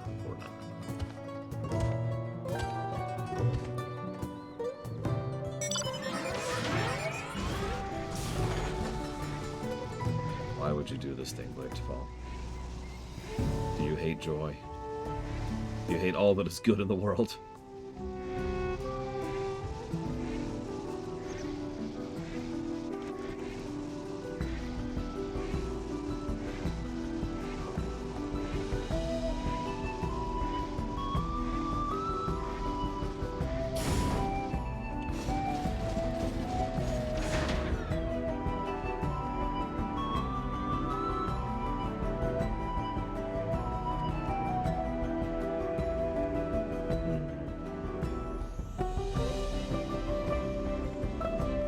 What would you call a feature, for me, that involves... Basically, the idea is, hey, let's go play a game that's terrible, but I'm really curious about it because it has some kind of, you know, either cultural or historic or gaming significance.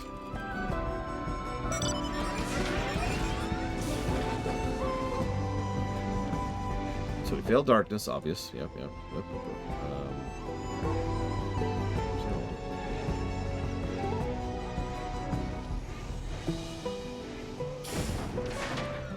Gloriosities, huh? Or, yeah! Let's see, so wind, lightning, fire, earth, ice, water, darkness, and lightning.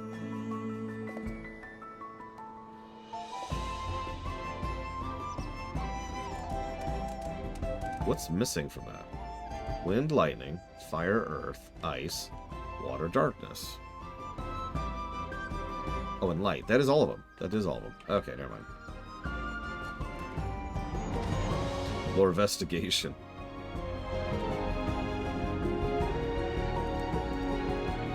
Here you go, found you some obsidian. It's captivating, its evan luster. These pieces are of superior quality. From watching you, I have learned the importance of carefully inspecting one's surroundings. Yeah, I have supernatural perception abilities. Really, that's actually a thing in lore. Morbid curiosity. Okay, I like that. I think that's our winner right there. Morbid curiosity.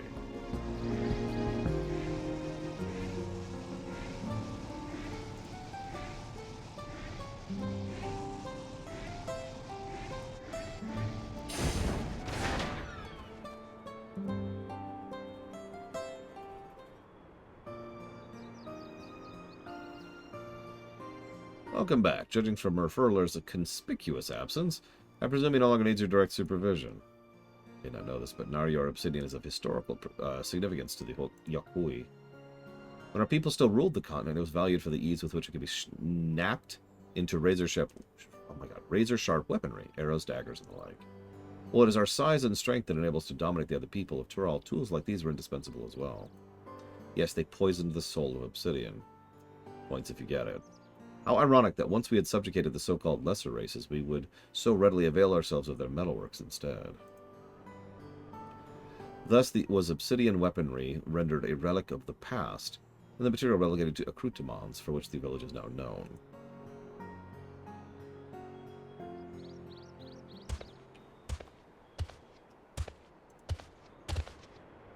Forgive my interruption, I've returned. I hope this will be enough for your purposes.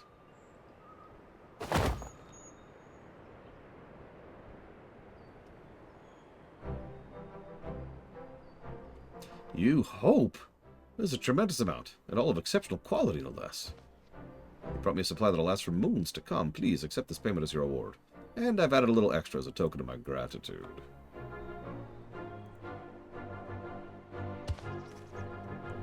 Divide as you see fit. You have my deepest thanks. Self-loathing.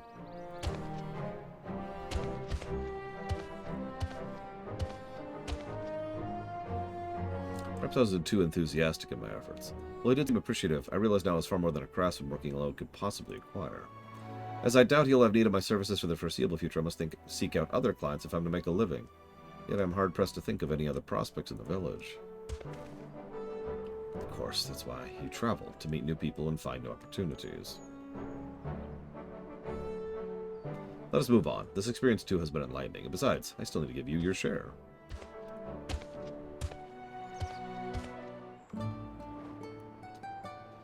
You know,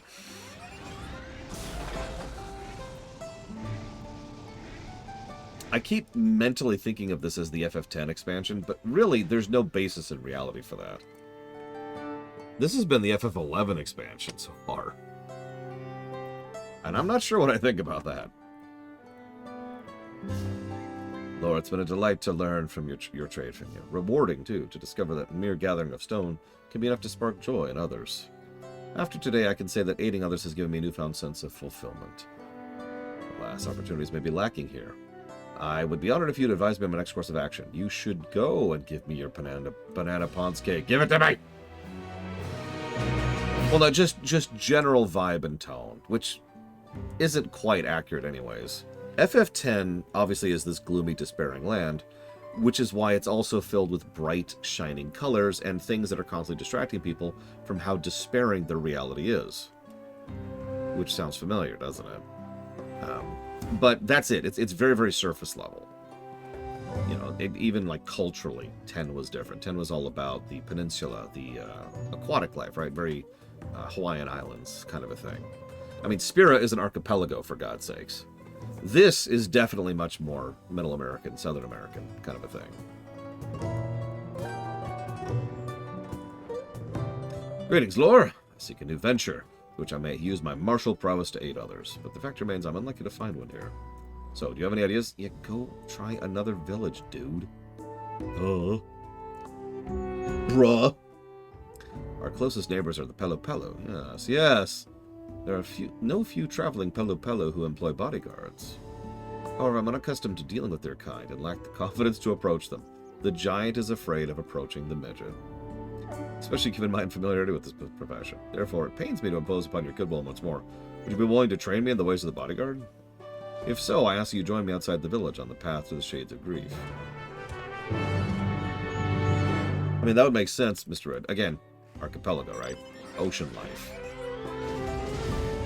When the distance from one coast to the other is something you could traverse on foot. And again, I keep in mind the oh god, what do they call it? The pilgrimage in FF10, which is a center pillar of the whole thing, and a huge cultural aspiration for the setting, is something they do primarily on foot. Like, I'm sorry, FF worlds have always been small, but Spira has always been the smallest. Not in a bad way. I actually think it works for it. Thank you for joining me. Now, while I am no stranger to battle, I have only ever guarded a sanctum, not an individual. Therefore, I propose you act as bodyguard so I can learn from your example. We'll travel the road. I would like to clear... okay.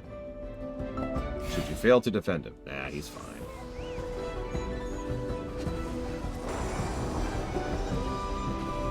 Are you following me or am I following you?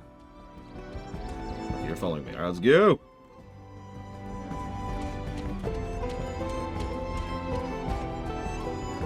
Jeez, Rax. Although that does... This is going to sound like a weird thing. That does prove a point I was making recently about how relatively secure our digital currency is. And I know what you're thinking. But someone just compromised my credit card. Yeah, and you found out about it how quickly? And can deal with it how quickly? Don't mistake me, I'm with you and I sympathize tremendously. But it is actually very interesting to think about just how many safeguards we have in place to make sure that money keeps flowing.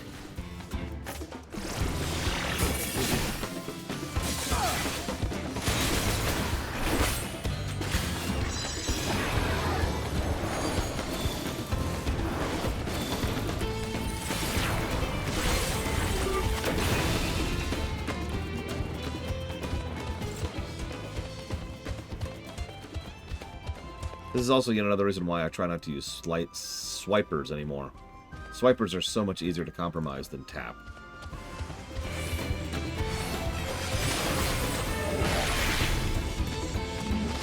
So take that as my lore lesson for the day. Get a card with a chip you can tap as quickly as you can, if you're going to use digital currency.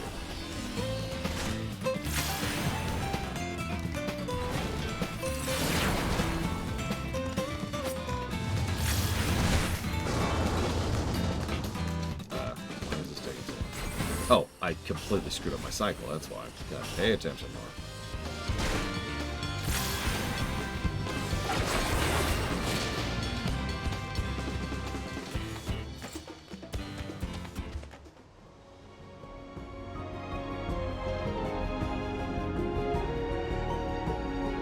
I also have a wallet. Let me make sure there's nothing incriminating on this. Yep. So I have a Docker's wallet, and this sucker is lined with, I forget what it's called, but it prevents readers from scanning your card while it's in here.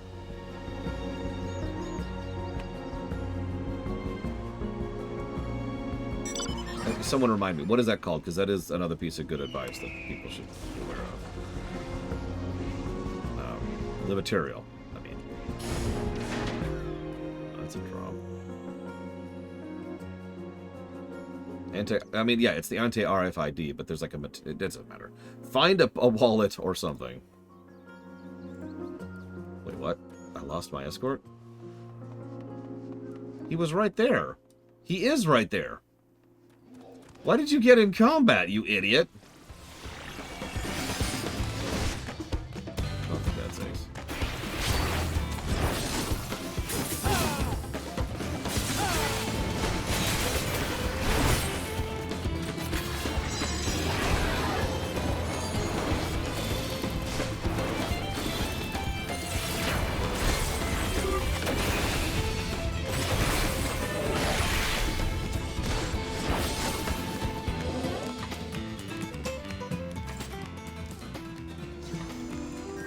Yeah, I got mine on Amazon. There's an unfortunate reality for you. I need to get something. I'll just get it on Amazon. Aren't they an extremely evil and horrible company? Yes.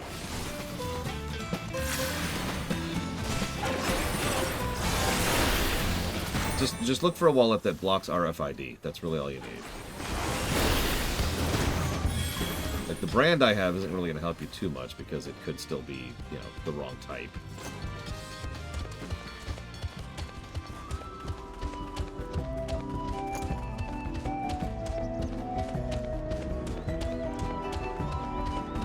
Yeah, it's actually pretty common nowadays.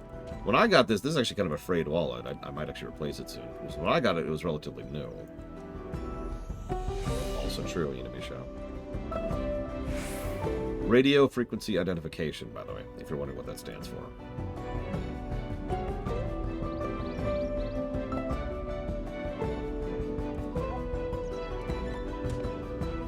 There are a great many elements to consider. Maintaining awareness of my client and surroundings, particularly at potential avenues of attack, all while keeping a brisk pace. In contrast, standing a watch over a frozen Vidral was much less complicated. Perhaps you wonder why I chose this place for our destination. Look below. Pelu Pelu village is in sight. Our homes were once connected by a mountain road. We were their oppressors.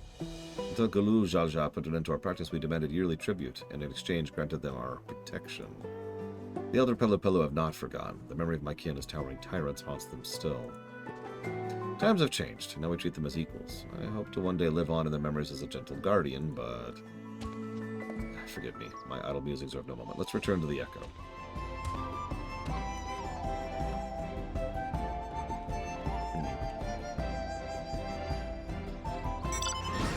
Hold on. Ah. This is where the road would have been. 'Cause yeah, there's the road right there. There's the Valagramanda spot, and there's the rock slide, and there's the rest of the road.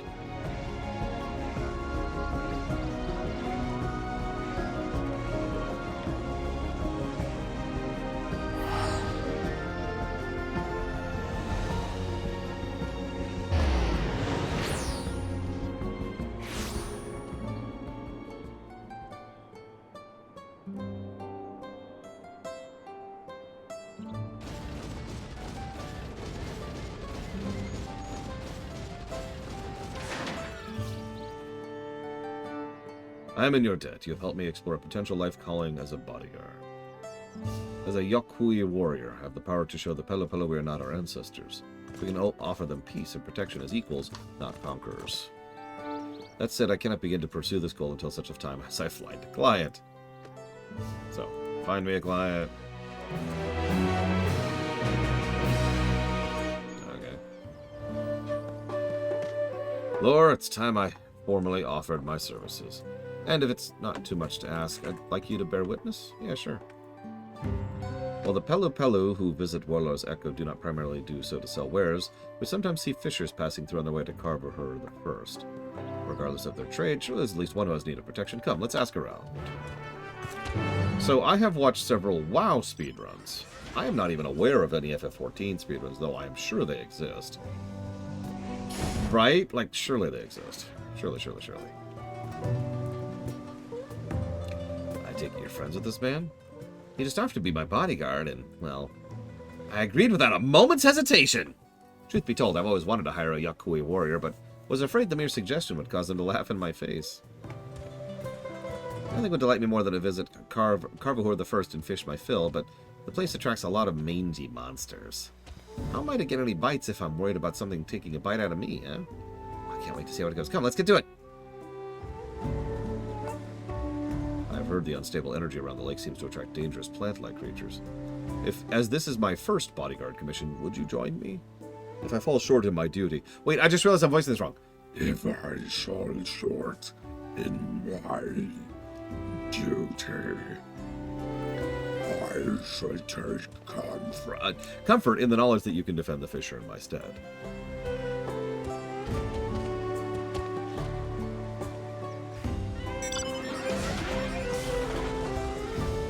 That sucks, Enemy Show. I'm sorry. I've had that happen for a lot of things over the years. Including the very keyboard I'm using right now. Yeah, just imagine the cell cath Absolutely destroying their voice.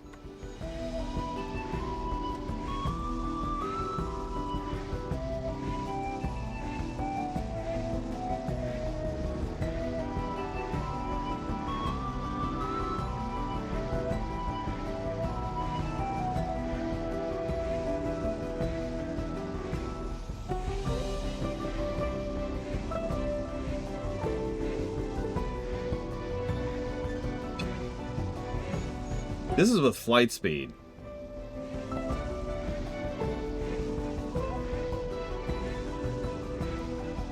Thank God we started doing that before we did side quests. Holy crap. Look at this.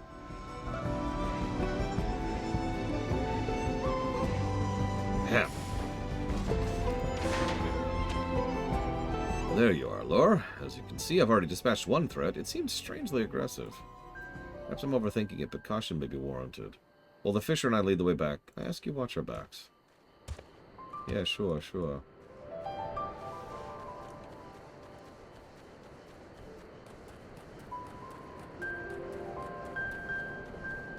French onion smothered pork chops with mashed potatoes and roasted green beans. Good God, Bragwin. There's 3 jobs I need to offer now.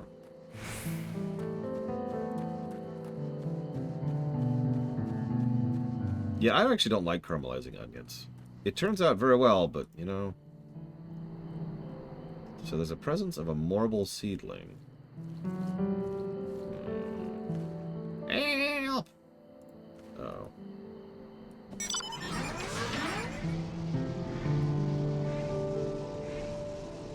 Now there's a marble. Hang on, I remember these fights. All 3 of them in FF16.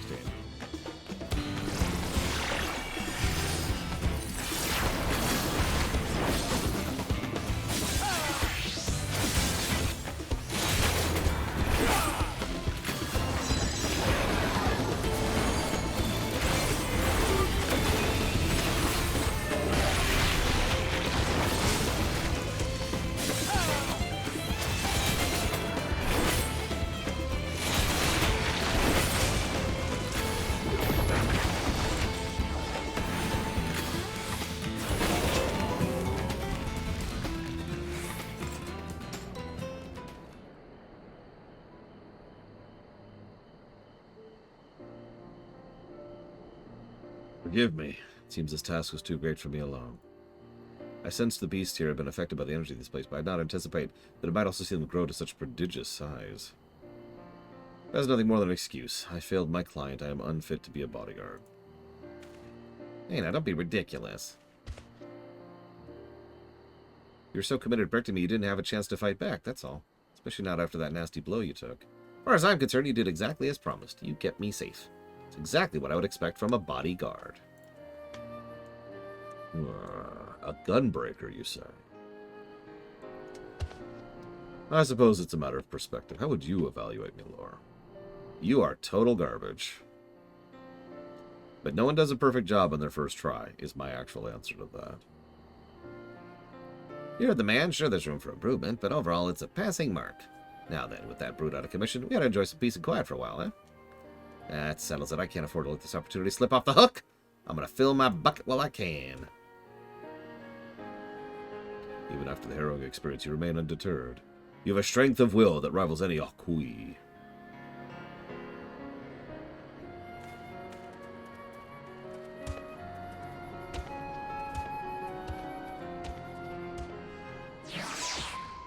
Yeah, the worst part about properly caramelizing onions, you can't even, like, fire and forget it. You need to periodically, like every few minutes, be like, you know, keep doing it. Keep caramelizing. Like,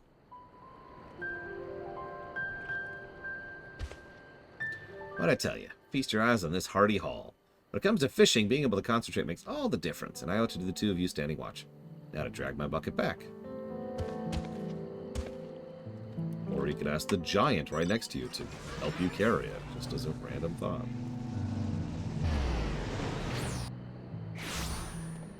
So before Minish Cap, okay, after the original 2 games, and Triforce Heroes is at the end of the timeline. It's a sequel to Four Swords Adventures. Interesting.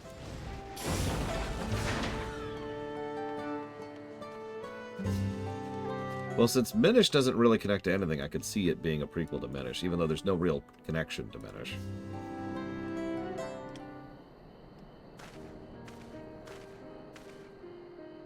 I see you've returned. Though I made a fool of myself, you stepped in to pick up this lad, and for that, I must thank you. I shall reflect on this experience and use what I've learned to sharpen my skills. Doubtless it would not inspire much confidence in future clients were they to see me falter as I did today. That's the spirit, big fella. You know, most of us grew up hearing the old stories that the Yakui are as dangerous as they look, people to be feared. But you, my friend, put your life on the line to protect mine. And that's a story I intend to share with my entire village. They'll see you folk aren't so scary after all, and if they ever need a gentle giant to protect them, they should ask for Merfurler.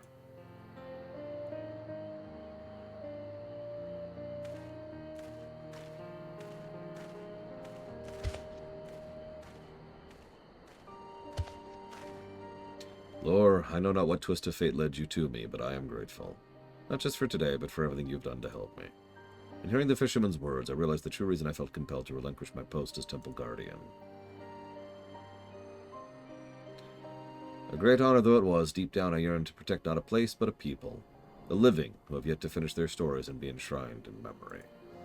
Rest assured, your efforts to teach me will not go to waste. Henceforth, I am Merfurler the Defender, and I will do everything in my power to build a relationship of trust with our good neighbors, the Pelu Pelu. You see, I learned something today. Oh, sorry. You see, I learned something today.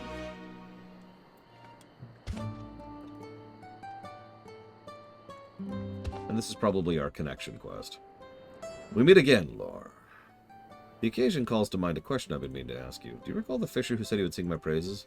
Rather than wait for his words to bring new clients to me, I want to take the initiative and travel to Wachun Pelo to sell my services. However, I am aware many Pelu Pelu are still intimidated by my kind. You wouldn't happen to know any who used to work as a bodyguard? Well, as it happens, a merchant named Nopley. Let's do it.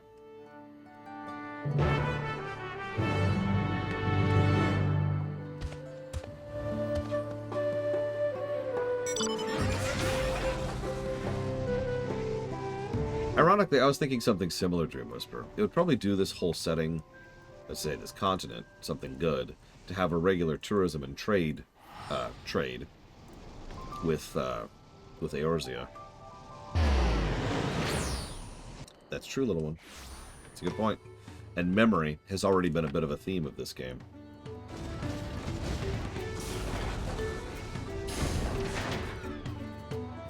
What is it, Lore? Thank you again for helping me work things out with Gigimoru. As for those corrupted crystals, I've stored them in a warding pot to contain their chaotic energies. Good news is, I think I know just how to put them to good use. So, what can I do for you? Well, Merfurler the Defender. Of course I've heard of him. He's the Yakui who saved one of our fishermen, right? Everyone's been talking about it. I'd love to make his acquaintance. In fact, I might even have a job for him. How soon can we meet? What do you mean he came down the cliff? Wow, those Yakui or something else. In any case, if he's nearby, now's as good a time as any to get away from this song. I was going to say, remember, we have a struggling and dying empire with a struggling and dying people who are basically at refugee status in their own homes. So, yeah, no, we could really stand to get some prosperity, a prosperity loop going, you know? So you brought your friend. Nopley, was it? Thank you for the introduction. Nopley, I am told you are a merchant by trade. If you would have need of a bodyguard, I would gladly offer my services. Hi there, Merfurler. You know, I'd heard rumors, and I must say, now that I've seen you in the flesh, I can tell you're every bit as stalwart as they say. This might be a golden opportunity for us both. You see, I want to make a deal with the folks at Chirwagger Saltern. Thing is, the Chirwagger are infamous for bullying the weak into buying their salt at outrageous prices. The word no tends to invite vicious neck throttlings, or so it is strongly intimated. But hey, I like a good challenge. So long as you have my back, I'm sure I needn't fear for my neck, right? So follow me! With your help, it seems I've already secured another commission, yet I must confess a feeling of unease. The Chirwagger cling to the glory of the old days when the Yakui ruled over all. In their eyes, to wield violence and take that which they covet is right and true. Regardless, I shall do whatever it takes to keep Nopley safe. I'll jeez, now I gotta way over there. I think this is still faster.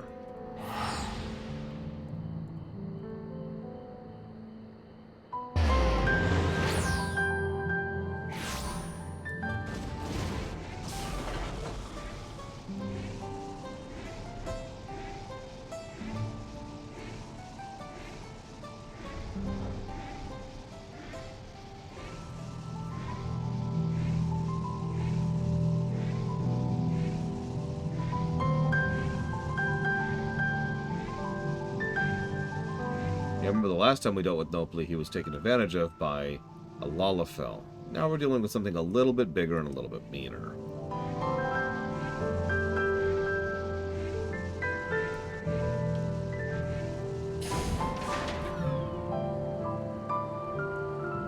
More stuff been beating my ass. It's all level 93.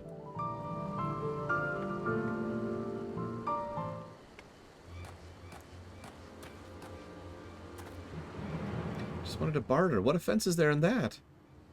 Greedy tongue this one has. The divine blessing is not for him. Surrender coin and be gone. By divine blessing they refer to the salt, and nobody's in no position to bargain. This course may be to retreat. You're sent here to protect... You would ask your client to abandon his hopes?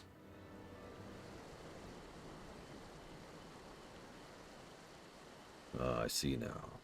My duty is not only to ensure his safety, but to ensure his success. Yes, I know what must be done. I am he who is named Merfurler. Any who lay hands upon this Pelopello shall suffer the same violence tenfold. Merfurler, the temple guardian, slayer of many monsters. His stories all know. And that one is friend to Wuk Lamat, who bested Velagarmada on holy ground. Hi. I'm death. Like the concept of death.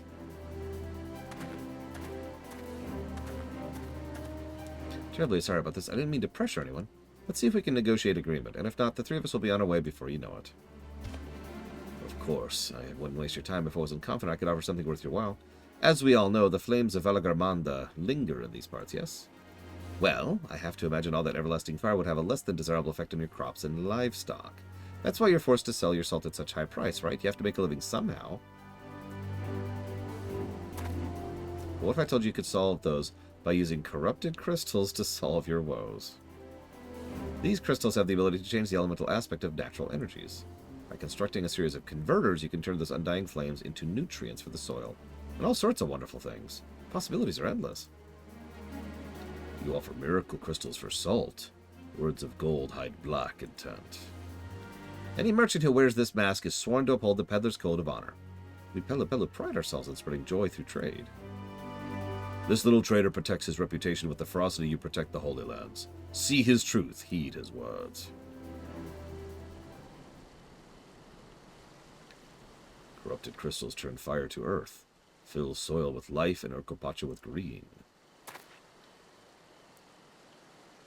False promises all! Little one offers nothing for divine blessing. Be gone!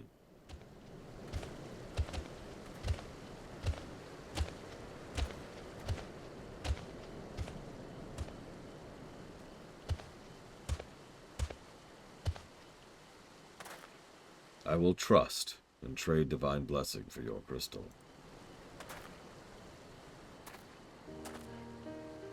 You cannot tell Chirwagar apart, but we met before with Vorpolo. Wuk Lamat saved me from Mountain Bird. Here's a flashback from something that happened like an hour ago.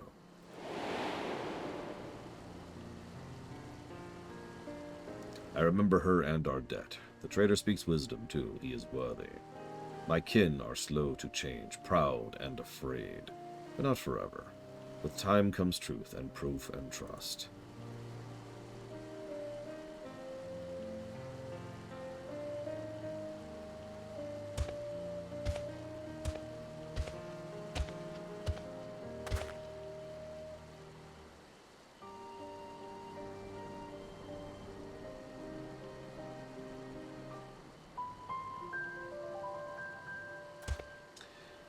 Of all your many connections, Fortune Troll, I never dreamed one would be the Chirwagar. We probably shouldn't wear out our welcome. Let's return to Warlord's Echo. Oh, but I like killing giants. Okay. Huh.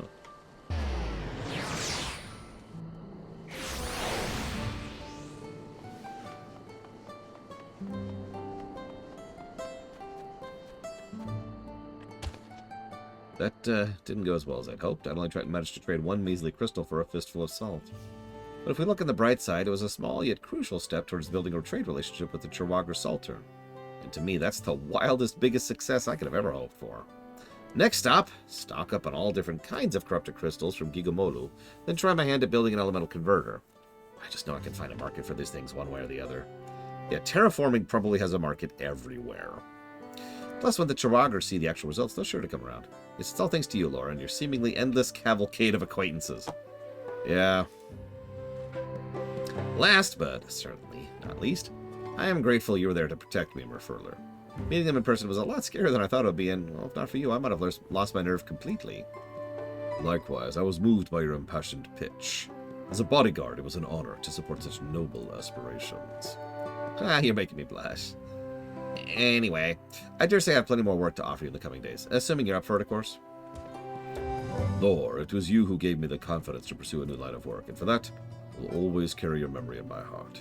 I pray you carry mine in yours wheresoever your journey takes you.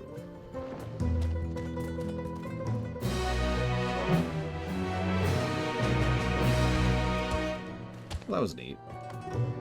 And it continues 50 more times. No, we're done.